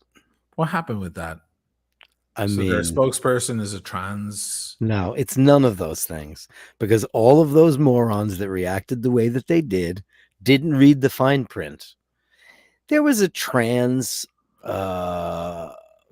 woman. I guess she was a man, and she's very young, maybe 22 years of age, and she's a influencer on Instagram. And she was throwing some parties and Instagram links and all this stuff, and she was doing really well, and she got Bud Light to sponsor it. Now, Bud Light's always been big in the gay and lesbian community. It's kind of like the official lesbian drink. Always has been. It's like the lesbian completely new information to me. It always was. You'll go in and you'll see like a rainbow draft pull. The pull will look like a lifesaver, like lifesavers. It'll be all the different colors of the rainbow. Okay. They've been doing that for as long as I've been pouring beer, and that's a very long time. They always do a pride thing. Anyway, it's always been that way. Nobody gives a shit. So this influencer received as a gift a case of Bud Light with her image on the can. It was just a one-off done for her to commemorate what she did. Oh, well, Kid Rock and who's that dumb cunt from Fox News, the heir to the TV dinner fortune, Tucker Carlson, and the Ben Shapiro, and the guy with the beard, the Irish guy, all those fucking sick Matt's whatever his name is. Yeah, that guy. He hates everybody. He hates himself most of all. And I they're agree all with a lot of the shit he says, though. That's I that's don't my disagree with a problem. lot of he says too, but what I disagree with is that he's a man filled with hatred. He's just absolutely filled with hatred. Matt Um, Walsh. Matt Matt Walsh. Walsh, right? I don't disagree with a lot of stuff, and I have a lot of This is problems. my problem. I agree with little bits. So And I'm yeah, like, oh but yeah, that's the best part about being a moderate person politically. yeah, It's yeah. you're not that far There are left certain that you. things where you're like, oh Yeah, yeah, shit, yeah. oh fuck, I kind of Yeah, agree with you're that. right. Okay, yeah, I you're right agree. there. Yeah, I fuck. was watching that twat, the beautiful blonde that was part of what's her name, Megan Kelly. I was like giving her enough rope. I was like, okay, yeah, I agree with that. Yeah, okay, I agree with that. Until this happened. So here's this little trans woman who's doing her little Instagram parties, and she did a big charitable thing, got a commemorative case. Kid Rock takes it, puts it on his property. Because by the way, guys, the world has made that man very, very rich. And he's a complete no talent hack. And he's set aside by the river. He And had one cool song though. There was one cool like what, I'm a big. cowboy. No, I don't know if it was that one. It was some big epic thing he had for his shows. Whatever. Whatever. Sorry. He's an asshole. He took a fully automatic weapon out and sprayed the whole fucking the Bud Light, but also you see it going everywhere because he obviously doesn't know how to use the weapon. See, like how many fish died in that pond or that lake because he was just spraying the place filled with bullets. And they're saying that's not my beer. This is not America, because apparently Anheuser-Busch, which isn't even an American-owned company anymore, it's Brazilian and Belgian. It's InBev. It goes against American values to give a trans girl a gift. They're not selling that. They're not selling the beer with the trans woman's image on the case. It was just for her. And that's all. Aren't they trying to just be a little inclusive as well? I mean, I don't think they were even trying to do that because it was really a private thing that they did. It was completely private. She posted it on her Instagram. Like, she held it up and said, "Thanks so much, Bud Light. You really made my dream come true," because she did some kind of charitable event. And they went bananas. I mean, they were all saying it's like an assault against American values. Like, they're not selling that beer saying, if you drink this beer, the number one American value is freedom, is free to be who you want to be. That's the number one. So if you go against that idea, you're already losing. This is a country where you can have long hair, short hair. You can wear any color you want. It's all about the freedom. I'll never forget America that. You know that show, What Would You Do? Remember that show? Yeah. Or it's still around, right? Where they set up an actor like behaving badly and they want to see how the people react. And it's a guilty pleasure of mine. Sometimes I come across those episodes and I need to watch them to see how people react. And the best of the people defends the underdog. It's so nice. And there's one guy who's like, they set up an actor like serving a guy who has a turban on or something like that. He's like, he's a Muslim. I don't know. And some military guy walks in. I saw that. Oh my God. He's like, fucking get out of here. He's like, this is why I fight, for the freedom to have your own religion. That's what it's about. I was like, my heart just pumped. I don't know if it was all set up. Maybe it was, but it just touched me because I was like, that's it. That's it. It's about freedom. You want to be a girl, go ahead and be a girl. Now, I find it a little weird that, men want to partake in girls' sports. I agree 100% that trans people getting a little bit far. Okay. If you were born with, I mean, listen, I'm not trying to sound like Matt Walsh or any of those guys, but if you're born, you're either XX or XY, you're one or the other biologically. It's actual science. It's actual science. So there's sex and then there's gender being a construct. I understand that. Like if you want to wear a dress, I get it. That's fine. But I don't think because you had your penis removed that you can now partake in women's sports, no matter how much estrogen you take. I just don't think it's a fair playing field at all. Unless we're allowed to bet on the match. On the game. If we're allowed to bet, let's bet on the I've got a feeling about that girl over there with with the 46-inch chest, who's 6'3" with the muscles. I got a feeling about her. She's I cool. mean, I'm putting my money on her. Right? No, yeah, I will. it's getting a little fucked That's up. out of control. And the bathroom thing, and we've been down Yeah, there. the bathroom. We've talked about all this. It's no need to do that because No. But somebody had a meme going around and they sent it to me, and it was great. It was like a transgender man walked into the ladies' room and went into the next door and goes, "Oh, I identify as a woman." And then what was it? And then I'm actually gonna get it because it's fucking hilarious because I'm gonna fuck it up. So talk about Kid Something Rock. else. Well, I'll tell you right now that in Italy now the fascists are in power. Meloni, she's the leader of the country now. It's a fascist government, and she's all about the traditional idea of family, and it's all getting back to that same stuff. I don't think that the Americans would like to associate themselves with fascist ideas, but unfortunately they're aligning, and they do many times. Yeah, I mean, look, you got to be all inclusive. Like, let people be people, let them be themselves. Expression is very important, and so on and so forth. But it does get a little out of hand. When it gets to sports, like, what are you going to do? Arm wrestle? Like, It's with just, some woman? listen, Like, no if matter you how want to be a strong she woman, be is. one. Be a woman, Listen, but don't I make me have to do wouldn't it. want to get in a fight with Serena Williams, okay? As a muscular woman, as a very sporty woman, okay? But apparently in tennis, even the strongest of women don't even compare to average males in tennis. It's like they're really pushing the wrongest aspect. Here's my problem. Like, for many years, great poets and great writers who were women had to masquerade as men because they were seen as a lesser thing, and they had to change their name to a man's name in order to be published. That's wrong. That's just pure wrong. Okay. If I'm anything, I'm a feminist. I'm like, fucking women are the better sex between the two. Men are so flawed. But when it comes to sports, can we not do it in the sports? It's like competing for childbirth. How's the man holding up in the childbirth thing? He's in the competition for giving birth. There's nothing happening. We're watching his tummy right now, and he got shot full of cum in all different holes, and nothing's happening. Shit. Whereas the woman will do it almost in many cases by accident. Like, you're really holding the wrongest parameters up against one another. I think it's a bizarre thing.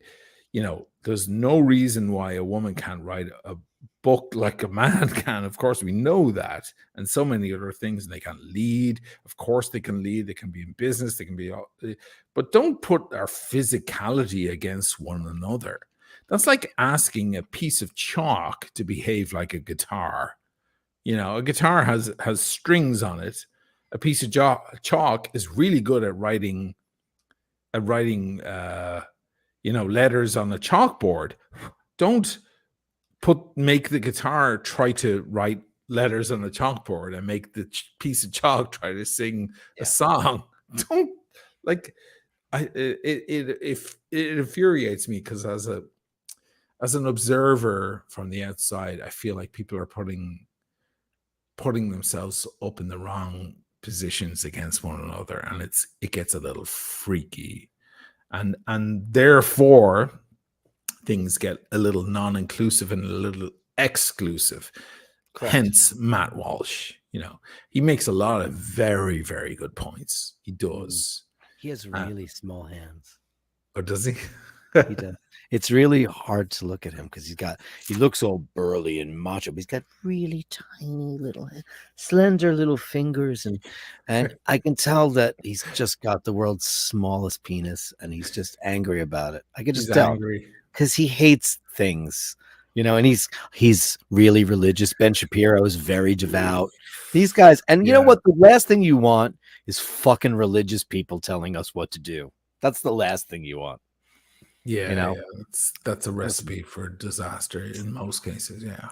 and I've said this before, and I'll end with this. And then I'll take up. Oh, actually, let me get the picture now.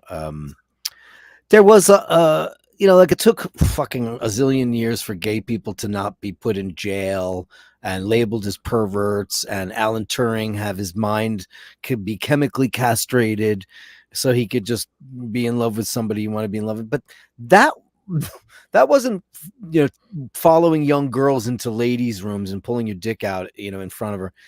It's a completely different thing. The LGBTQXYZ, it has nothing to do with that. It's a completely new thing. And it is being so fucking shoved down everybody's throat. It's in every commercial, it's in every movie, and it's getting so absurd because everyone's petrified that they're going to be called a racist or a sexist, or Yeah. they're petrified. Hollywood, everyone is petrified that they're going to be labeled as something. That's why it's transgender girl, black boyfriend, very heavy set woman with a very slender guy. All the couples and all the commercials are all these completely new, and it's Right. like it's so obvious. It seems like a slight disconnect from reality. Yes. It is. And it's completely disconnected from reality because listen, back in the day when I was hanging around in New York in the late 80s and 90s, we'd go to the boy bar and we'd meet, RuPaul and all the drag queens and Delight. And they were guys who liked to dress like girls. They were gay men. They didn't feel like RuPaul does not think he's a woman. He's a man who likes to dress up like a girl. Where are all the drag queens now? Now everybody's transgender. And everyone is not transgender. Not every gay person wants to put a dress on. I've never worn a dress. I mean, I looked like a girl because I was in an 80s metal band. I wore a lot of makeup and, a lot of makeup and a lot of long hair. Long hair and, I mean, not a lot of makeup. I wasn't in Motley Crue or Poison, but, that was just what boys did then. Boys looked like girls in the late 80s and 90s. We were pretty, we were slim. Listen, Bowie was ahead. Bowie was ahead of the curve. He was dressed as a woman singing Boys. Remember that song, To Be a Boy? Yeah, I mean, sure. The guy was so fucking ahead of his time. It's amazing. And he was dressed as a woman, putting on lipstick and then smearing it across his face. Yeah, it was fantastic. He was so ahead of his time. The guy was amazing. So a man that identifies as a woman followed a young girl into the ladies' room. He got his teeth knocked out by the father who identifies as the tooth fairy. It is opening a can of worms. It is because men are fucking gross in many cases. We're fucking. I would beat the living fucking piss out of him if a guy followed my daughter, and I'd be like, "Fucking, I don't care, buddy," because I know what guys are like. I don't give a shit what you identify. You wait until she's. But I've noticed this. Like I did that video recently on Galileo, the pendulum, swinging to the other side. And I've noticed that in society, that when there's an injustice, there's a problem. That the pendulum, then when we finally burn that link to it and let the pendulum swing, it doesn't go back to the center again to where things are right. It swings all the way to the other end and things get perverse on the other side. That seems to be, it's like a pattern I'm noticing in people and things. Shane McQuirk, $5.99. Thanks so much. Young Sayan has just walked in the door from his trip to Venice. Oh, shit. Okay. 17 years old and loved the place. Oh, shit. Okay. Did I miss? Were you talking to me about? There's a lot of people reach out to me saying, hey, can you meet me in Venice and have a drink? Well, that's great. I hope you had a great time in Venice. Beautiful city. What a wonderful place to visit. I'd love to see it with fresh eyes. I would. Earlier on, I was doing the live stream and people were like, holy shit, the view. And I was like, yeah, I wish I saw it through your eyes. That's why when you live in Venice, you can't wait for a newbie to come to town. So like, I remember Paul watching me watch Venice for the first time. And I remember us watching Dana see Venice and Shay for the first time. There's nothing like looking at a person's face when they're beguiled by it all. It's Yeah, because I've been doing a few streams over the past few days, and I'm sitting in the piazza, and to me, it's just the regular view, you know, like showing people, and you know, like, what the fuck? That's your local bar, like, you know. But you get used to it. You just do. Like that's why I went to Geneva, and I'm like, yeah, she's cute. It's all right. Roar the Tiger 2 books. Do you remember Dr. Renee Richardson? Of course, Dr. Richard Raskind was the very first person to ever have a sex change was Christine Jorgensen. And I know that because on the second Hitman record, we have this kind of very cool intro. And Paul put that together, and it goes, Christine Jorgensen transformed from a boy into a girl. And then Renee Richards was a professional tennis player. Dr. Richard Raskind, he was a like 40th seed. He wasn't that good. But then he wanted to join the women's, and they allowed it for a while. He became Renee Richards in the 70s, and they let him play against like Chris Everett, and the women always beat the shit out of him because he wasn't a good tennis player. If he was, you know, if he was Rafael Nadal, he would have kicked their fucking face in, you know. But he wasn't. I mean, I'm shy at tennis. Right. But I'm a tall male, you know. Serena Williams, I could train, but Serena Williams would make mince meat of me in exactly 3 seconds. Yeah. But against, you know, the big players, I don't know if it's a fair game. It's weird. It's weird that they have to push that exact thing.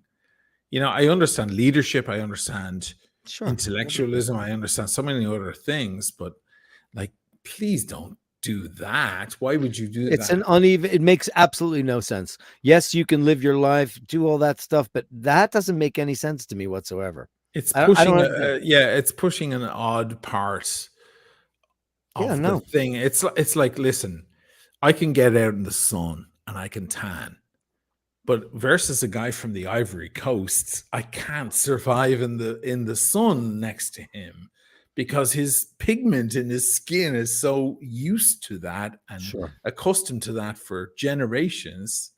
You know, I'll last 3 hours and I'll be burnt to shit and have to put on aloe vera all over my body. Whereas he'll just walk in and he'll be like red for like an hour, and then he's just darker because it's his innate structure. Shit, man, are we gonna ignore actual basic genetics? That's an odd place. That's an odd hill to die on for me. That's a weird. Just don't do that. Is it like blackface? Is it girl face and man face? Are you appropriating? I mean, you know, like, because there's whitewashing and now there's blackwashing, which is all over the place, right? And you know, like they're putting like, you know, Christine Daae and Phantom of the Opera in 1800s, and, you know, putting people where they weren't historically, because, you know, it's good to be inclusive. And I don't disagree with that. However, it's so, you know, prevalent now. But if you are a trans man or trans woman and you try to, like, is it appropriation or is it not? Because, you know, you can't be a Jew playing an Italian, or an Italian playing a Jew, or a non-Spanish actor playing a Spanish actor. That's been banned now. You can't do that. You can't do accents, because if you do an accent, it's almost cringy. Like if I started going, well, we went to Mexico and I met a guy named Juan, and he was like, hello, Dirk, it's nice to see you. Let's have some tortillas. That would be considered offensive, wouldn't it? That's the climate today. But before, we're like, I went to Paris and I met Jean-Claude. He took me to the Tour Eiffel and Georges V, blah, blah, blah. You know, is that offensive? I don't think the French give a fuck. And I know the Irish don't, but certain people do. And they're like, you can't do accents. So now Meryl Streep, with her fantastic accent ability, it is now considered offensive because you're appropriating someone else's culture. So even actors aren't even allowed to do it. Gay character, if you're casting a so in gay order character, to play a serial, so in order for Anthony Hopkins to play a serial killer, he has to go out. He has to be one. Kill people. He has to be one. Yeah. In order to play one. Yes, that's exactly what it's going to go. It's so stupid. How dare they not cast a trans black lesbian woman when there's plenty of gay trans lesbian black actresses out there? Why not? I can't say actress either. It's that stupid now. It's really that stupid. Can't we just have actors? I'm all for, man. I'm all for helping and sorting things out, and I'm very wide, as they say in Dublin. I'm very wide. I'll understand. You know, I understand people who from completely different political backgrounds than me, and I'll be their friend, and I won't judge because I don't like to judge. You're still a good person. We had drinks together. You're okay. You voted for Trump. I would never do that, but you know what? You know, we had a lovely night. We Why talked about not? we talked about music. We talked about watches. We talked about something else. You're a fucking lovely guy. It was hard for me to even pay for a drink. You were that nice. I'm not going to hold it against you because you have a different political opinion, or I'm not going to do that. I'm actually going to hold it against you if you're just an asshole. If you're an asshole. If you're an asshole, then yeah, I don't care. Even if you have the same, you know, opinions as me politically, but then you're a dick and you don't fucking buy me a drink or whatever. Like, you know, you're just cheap fuck. You're a cheap fuck. Then you're just cheap is the worst offense of them all. Yeah, it's awful. Like, I can put up with anybody but alligator arms. I can. Right. Second time I'm out with somebody that doesn't at least try to pay the bill or split the bill or whatever. At least try. You don't have to do it, but because we're always grabbing the bills. We're always doing that. We're always doing it. And you know what? Paul always says, stop grabbing the bills. Because certain people we've been out with, he goes, you know, they're not going to do it. I'm like, he goes, just wait and see if they do it. So we have a little list of people who we won't go out with. And it's not because we don't like them. It's just that, fuck you. I have to pay for you every time I go out. So fuck Meanwhile, off. I don't care who the fuck you voted for. Do you know what I mean? I don't even give a shit. $10 joining late, listening in from work. Shout out to you, gents or ladies. Here's another great extras quote, right? And this is a good one. This was pertaining to what we were talking about before, I guess. Now listen carefully to me. When I'm portraying a wizard, I'm not really a wizard. I'm pretending to be a wizard throughout the entirety of the film or the play. Sir Ian McKellen. Is it that? I'm not really a wizard. I'm pretending to be a wizard throughout the duration of the play or the film. So Ian. It's the greatest shit ever. He's like, wait a minute. This is where Fran kisses Roger. Fran's a girl. Fran is a man. And he's got his fucking mates. Is he Gandalf? Is he he's Gandalf. So he's like, so Ian, Gandalf. Yeah. So Ian. He has to point that out. Michael Harris is in the room. Great guy. They can't even make the same movies that were made less than 5 years ago. We are in a different time. We've taken a step. Now, listen, it may be a good step forward. Maybe, listen, Dirk, love you, man, but we might be wrong. Maybe.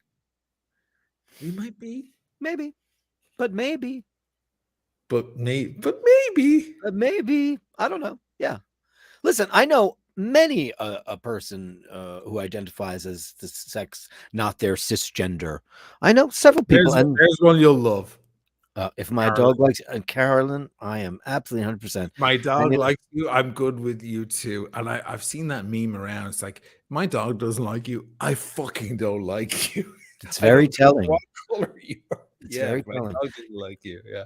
And when people don't like animals, I wonder about them. I wonder what's going on. I think that you might be a serial killer. You might have like thrown pebbles at birds when you were a kid, or done some kind of despicable. But also, if the animal doesn't like you back, they know. It's not a good sign. They know. Now I'm a little, me and you are different with animals. We're very different. As my daughter would say, Machine doesn't hate animals, he hates pets. Because pets are an issue for me because they're an extension of the person, and they can quite often become a little bit fucked up because the person let the animal run wild or whatever. Right. But ironically, and I have the zero tolerance for pets and animals in many cases, but lo and behold, bizarre thing, I'll go up to someone's party or someone's house The dog will like you best. Yeah. The fucking dogs and the cats, they come straight to me and they sit next to me. I think you respect their individuality and their freedoms, and you see it. They're like, they're keeping me captive here, but Yeah, exactly. Yeah. I'm help me get out of here. Yeah, right. That's all I feel, because for me, I love the animal too much, and they're trapped in that the person's projection of what that animal has to be. I'm like, oh God, this is awful. Bad. That's me. So I don't know if they sense it, but cats and fucking dogs who have never met me before. It just happened the other day. A traumatized dog. I was in the watch store, Simone's watch store, and I went in, and this big dog, I don't know what species he was staring at me. And I went out, and we were speaking to the people there. Oh, we rescued him, and the guy's staring at me, you know. And I was like, it's okay. And he was a little terrified. And I just petted him. I made sure everything was cool, but I wasn't doting over him. I just gave him I was talking to everyone else as I gave him a strong, nice, hard pet. And it was like, it's good, you know. You know, you have to deal, especially with dogs. They need a commander. They need a master. That's what they're looking for. They come from wolves that always had a den master. And if they can't find one, they get a little discombobulated. Anyway, this poor creature was probably abused, you know, and I probably looked like the abuser. And he was looking for some sort of reconciliation or some sort of I don't know. It's battered wife syndrome. Yeah, there's something to do with that. Yeah, he wants to apologize for whatever he did wrong that you punished him for, you know. Right? Yeah, and he's looking at me, and I just gave him a nice, strong, hard thing, and I pulled him next to my knee. You need to be strong and commanding with a dog, and you need to be affirming and safe. Right, and then it's, you know, you don't. No, they want a commander. That's their nature. Right. Meanwhile, the cat doesn't want that. The cat you just do whatever the cat says. Yeah, the cat's like, I wish I had opposing thumbs, and then I would steal your credit card, you asshole. Right. Well, that's the thing about our old cat Glaucus. He had use of that thumb, you know, that one paw they have in the back, because he used to open up the patio door. He figured it out. He would go up, unlock it, and then go and put his claws into the screen and pull it open, and he'd let himself out. I'm on the third floor with the terrace, and he would let himself out. Cats are so smart. They're so smart. Sword dogs. They're so smart. Oh yeah. Shane McQuirk, $5.99. Can we have this chat in the green room of the Eurovision Song Contest? That's dark, man. Hey, there's been some good songs coming out of Waterloo. Came out of there, right? What other big song came out of there? Very, because we don't have that here. There's a lot of Waterloo happened for ABBA, yeah, and then they had a dip, and then Australia saved ABBA. Is that true? Yeah, they got huge in Australia, and they ran to Australia with their albums and their songs, and then they came back. Yeah, Waterloo was the big one for ABBA. And when did Fernando show up? I don't know when it did. What's your favorite ABBA song? My favorite ABBA song? That's really hard. It would be "The Winner Takes It All." Oh, that's a good one. Ooh. And there's no chorus. It's the best pop song ever written without a chorus. It's just A, B, A, B, A, B. There's no C. Talk. You don't think the winner takes it all, the loser has to fall. That's B. Oh, that's a B part, huh? That's not a chorus, because normally a chorus is release. So you have tension and release. So you have tension in the verse, the release in the chorus.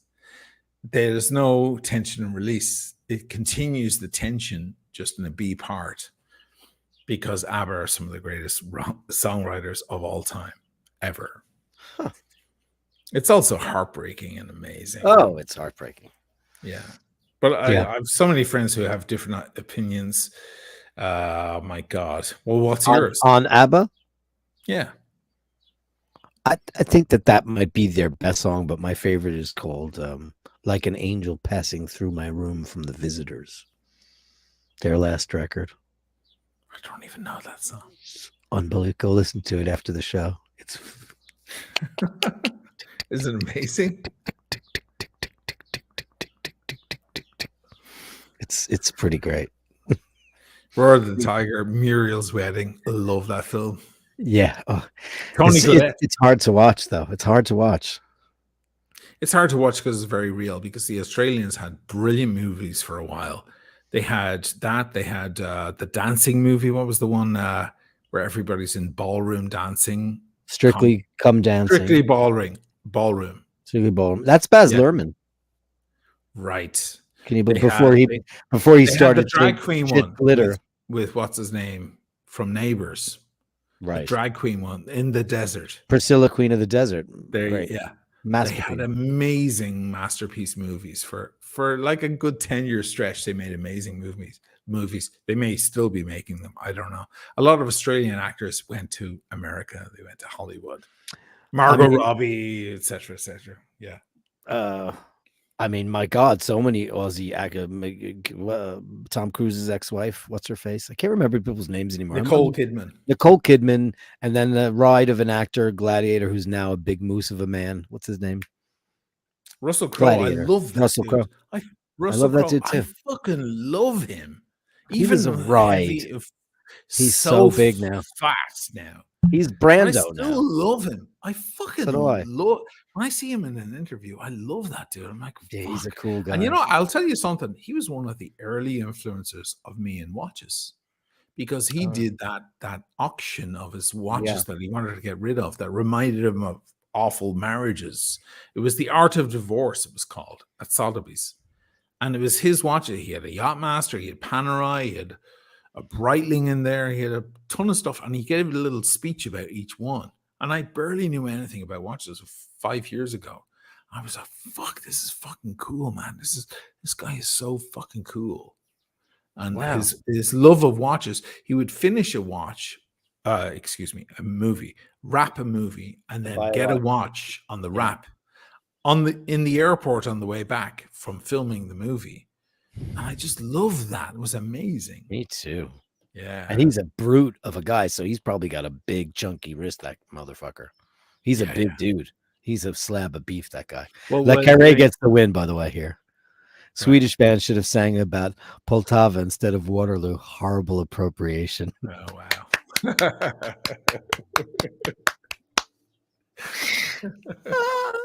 Good. The crowd are good, man.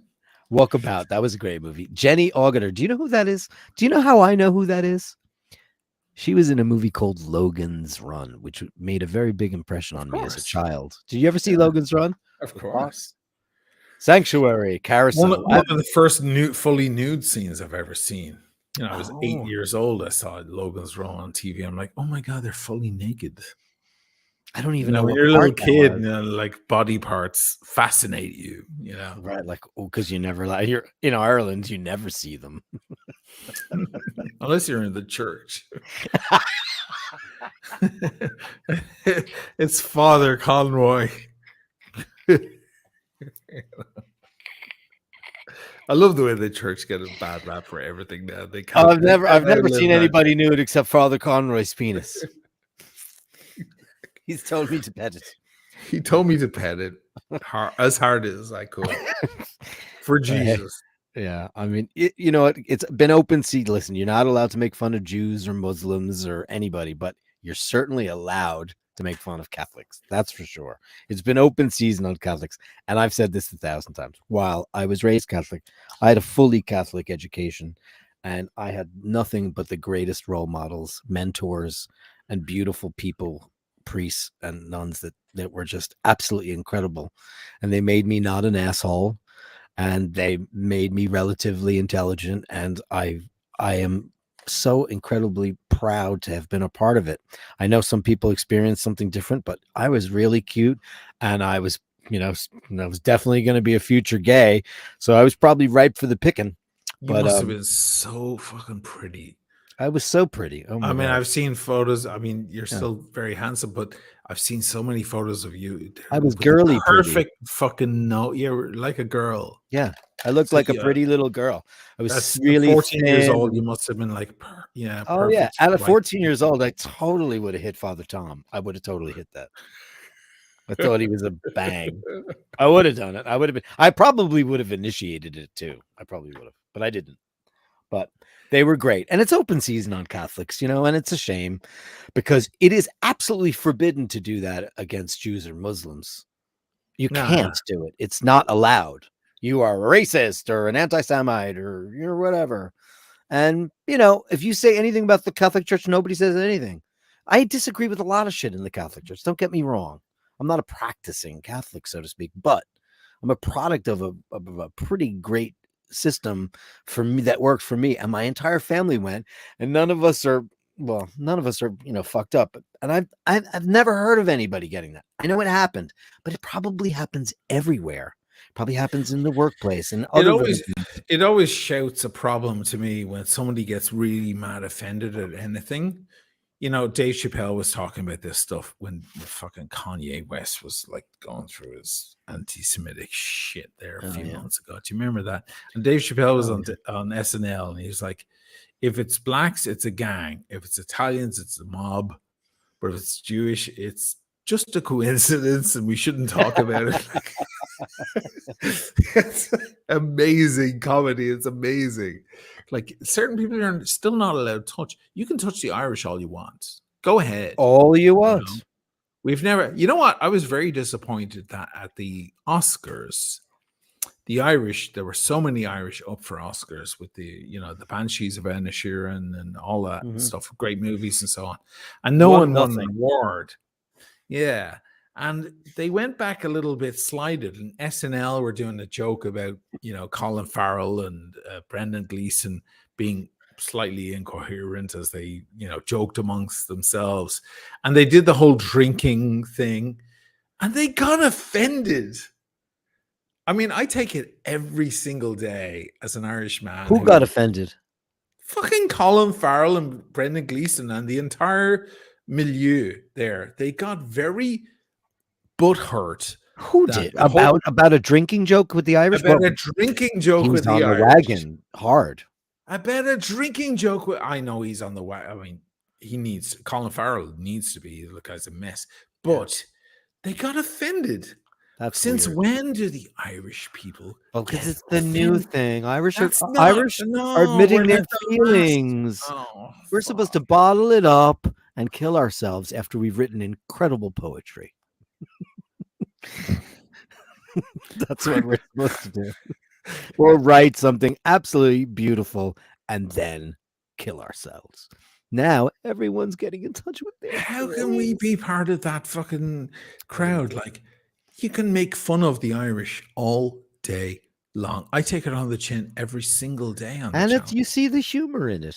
Who cares? Of course. What am I going to do? Like, it's all right. I mean, the Irish were one of the few people in the world. You can say Ireland is horrible, and we'll say, yeah, it's fucking shite. The weather's shite. Right.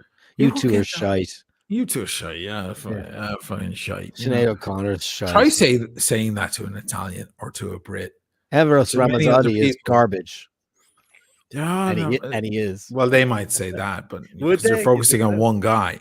But you can't make it national. Oh, the pasta. The Irish will take it. We'll fucking take it. Oh, come on. It's fine. Italian pizza is shit. You can't do that. Even I'll get offended.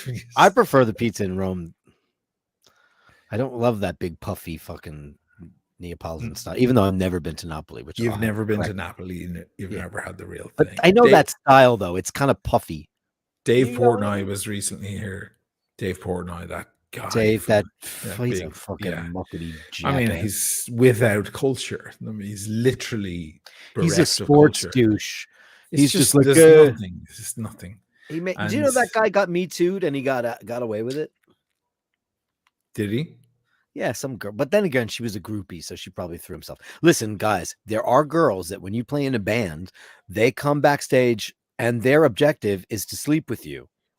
So Yes. if they turn around after they get what they want and I mean, that's the problem. You're being trapped. He was trapped. Dave Portnoy got a groupie from Barstool Sports, which is his company. She flew to where he was. She slept with him, and then she said he raped me. All right. Well, that's not cool, but That's not cool. As long as he didn't actually rape her, in which case it's a crime. No, because they went out to dinner 2 nights in a row after that. So no, didn't happen. Okay. No, I mean, so he was here recently in Venice. He loved Venice, and he was like, "I need to get a place in Venice." But he was trying the pizza. I was like, "Why are you eating pizza?" Because he's an idiot. What are you doing? We're in the wrong place. This is not a pizza town. Pizza is not part of the culture here. It's not. I guess people just come to Italy and they want pizza, and that's why you have all these cheap pizzerias here and the gelato places.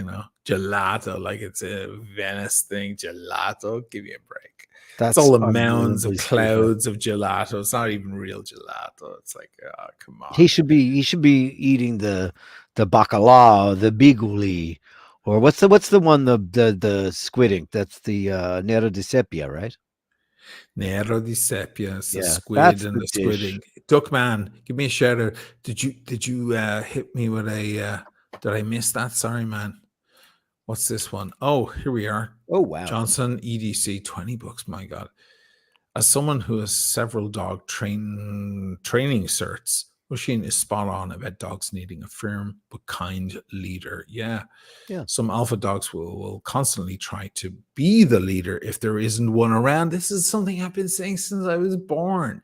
If you don't take charge, they feel the need to take charge because you weren't man enough or woman enough to fucking command.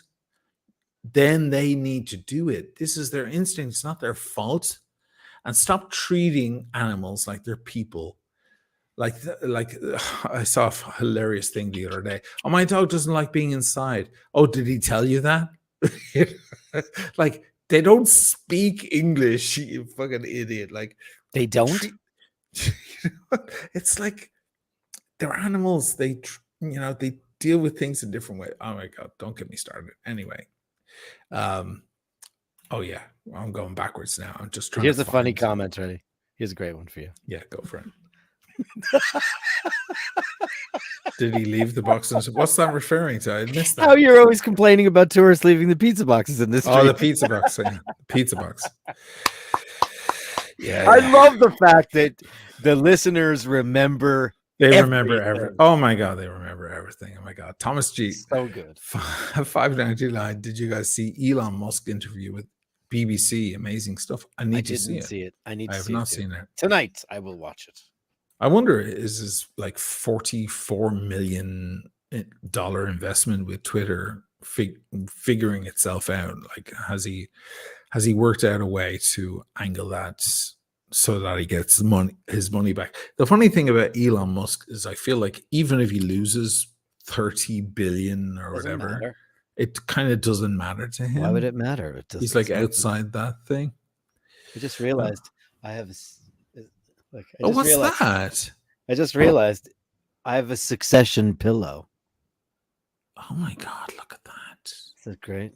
It's very soft. Shay gave it to us, and I forgot because I was doing some work before, and I put it under me because I was working under the desk, and I just realized that I had a Succession pillow. There's Connor. He's such a great actor. Oh my God! Do you know he's 66 years old? Fucking hell. Connor Roy, the guy that was this guy right here. This guy. I can't. Well, that's. He's from the Matthew Broderick movie. No, it's Brian Cox. No, Brian Cox isn't on this. This is just the kids. This is just the kids. So you've got Shiv and Roman, Connor, and Kendall. This is the guy from what is Ferris Bueller's Day Off. That's where this guy's from. Oh, yes. Okay. He doesn't look like him in that because he's 66 years old now. Yes. Okay. He's somebody from Ferris Bueller. Cameron. When No, his real Cameron was in right. Egypt land, let my Cameron go. Right. Yeah. He'll keep calling me. He'll keep calling me. Right. That whole thing. Yeah. I need to get more into that show. Carolyn. Oh, Thank you, gentlemen, where for we're going registering. to. It's Dirk and 2 Richard, hours. lucky man to call you a friend. Aww. Work calls. Gotta go. Thank you so much, Carolyn. Carolyn, you are my the queen God. of our universe, my dear. I mean, I don't think there's anyone. Is there anyone better than Carolyn? No. You know, Old Watch Lady might be right there up with her. Old Watch Lady is a fucking monumental addition to the watch world. That's wonderful. Say. We need more girls. Amazing. No, but she's like, first of all, she knows so much more. She's so much like she knows all her vintage shit, and she's about really supporting the community. It's amazing.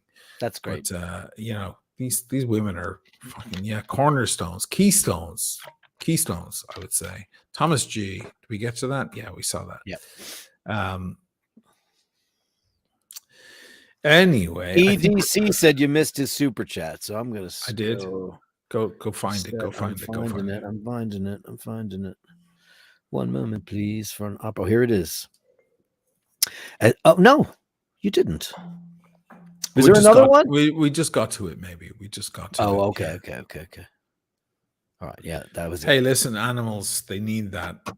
You're doing them a favor. It's not authoritarianism. I can barely say that word at this hour. It's not that kind of. You're not being cruel. You're being smart. You're being a leader, a benevolent leader. This is what they're trained for. They want that out of you, and when they don't have that out of you, they feel kind of lost. That's the surefire way of making a dog a little mad, a little haphazard, a little crazy, and they do it within their own gangs. You know, there's always a leader, a stronger character in the gang of dogs. We grew up in Ireland with gangs of dogs going around. They came up packs. They come up and they might start barking. There was always that leader guy. If you fucking faced him off, the rest of them would run. Right. It was always the way. It's the nature. So you have to be the leader. You have to be the strong character, and they look up to you. And it's a servile nature, but there's no shame in it. That's what they want. They need you to lead them and show them the way. And people just don't know how to do that. They again, my daughter always says, I love animals, but I hate pets. Because when it becomes a pet, it's like a fucking handbag or something. Like you're walking around There's with nothing toy. worse than that's what's happening in my neighborhood now. All the new residents of Long Island City, they're how do I say this in a way that's not going to sound racist? They're from another culture, and there's been this insane influx that happened overnight, and they have only the highest end dogs. I'm talking about pedigrees that you've never even seen before. Nobody's got a street mutt or a rescue. They paid thousands, and they're not paying attention because they're on their phone. They're taking them out because they want everyone to see them. They're handbags, they're accessories. They're just like their Maseratis because everyone's got a Maserati. It's like the new iPhone. It's horrible. It's horrible. And I was in. They opened up a Target in Long Island City in the old Citibank building. I know. Can you believe that? There's a fucking Target. Wow. So I'm going up the escalator. It just opened up, and there's this dumb girl. She's on her phone, and she's got her little like Bichon on the escalator by himself, like 4 or 5 steps above her, and she's taking Instagrams of it. And I said, hey, take him up. This is very dangerous. Yeah. Is it dangerous? And she looks at me. She goes, don't talk to me. Don't talk to me. Yeah. And I'm like, oh, fucking idiot. I get up to the top of the stairs and I hear, the dog got caught at the bottom of the escalator. Of course. So we jumped down. His nails might get pulled in. The fur on his paws got caught. He doesn't know when to pull his legs How would he know? up. She was taking pictures of him. So I ran. People are the problem, man. I get down there, and the security's there, and this girl's like, you can't bring a dog in here. And I'm like, you dumb twat. I told you. And I said, now you're on Twitter. I said, give me that phone. I want to write, I'm a fucking idiot. And she's like, you're not allowed to talk to me like that. And this girl took a picture of her from security, said, you're never allowed in the store ever again. What a that thing could have been killed. If its nail got in there, it would have sucked the thing under. That can be extremely horrific. That can happen to little kids with their shoelaces that get caught. There are reports of that shit. It's hamburger. That can be really a problem. Okay, but anyway, yeah. I mean, look, even leaving a dog at home, like you get this fancy animal that suits you, then you go to work all day long. You leave the poor animal at home. They have no idea if you're coming home ever. Like don't get me started. That's why I don't have much of a life, because I always make sure that she has company. Yeah, I just am like, are you going to be home? If you're going to put an animal in that situation, why would you? It's people. It's not the animals. It's the people. But I get angry at the animals sometimes. It's like it's an extension of the person. Yeah, it's like it's acting as you taught it to act. Totally. So that's me. So people have asked me for years, why don't you get a cat? Why don't you get a dog? I'm like, because there's no green grass in the area where it can run, because I live in an apartment, because that's cruelty, because I'm, why would I inflict that, reality on a poor creature that's used to running miles and miles? Like, please don't do that. Exercise is the most important thing, especially for dogs. Cats can figure out their way. Just give them an open door. They'll figure it out. If you give cats as much rope as they can, they're good. Yeah. They're good. I mean, I don't let my cat out to explore because I live in a very dangerous part of this town, and I live on the 3rd floor. But I know people in the back alleyways. Like Rose has a cat that visits her every day. It's not her cat. It comes and sleeps on her bed, and then it leaves because it's going back home. Even if it's a stray. Every single animal I've ever had in my house, I picked up off the street. Every single one of them. I've never adopted an animal. I've never bought an animal. They were always just some homeless scab, just like, can you, shaking a cup at me. And I was like, oh, fuck. You come on. Anyway, on a better note. Listen, we've got to end because Tim Wright has Marco from the Timepiece Gentleman coming on. He may already be on there. And vintage Rolex. But this guy knows so much. I'm actually looking forward to it. So when I knock everybody off here, give it a second or two. It's going to knock you over to Tim's stream. Hardest working man in the Watch YouTube space. And he has a very special guest. And they're probably picking his brains right now. So listen, and anybody who gave a super chat, thank you so much. It looks like I'm going to Paris. Go to Paris. Go to Paris. Oh my God. Here we go. I'm going to Paris. I better stream it all. Stream it all. You better go to Chez Andre. I'll be very angry. I'll go to Chez Andre. Thanks everybody for tonight. It was good to be back. We'll be regular from now on. No problem. Have a good night, everybody. Bye.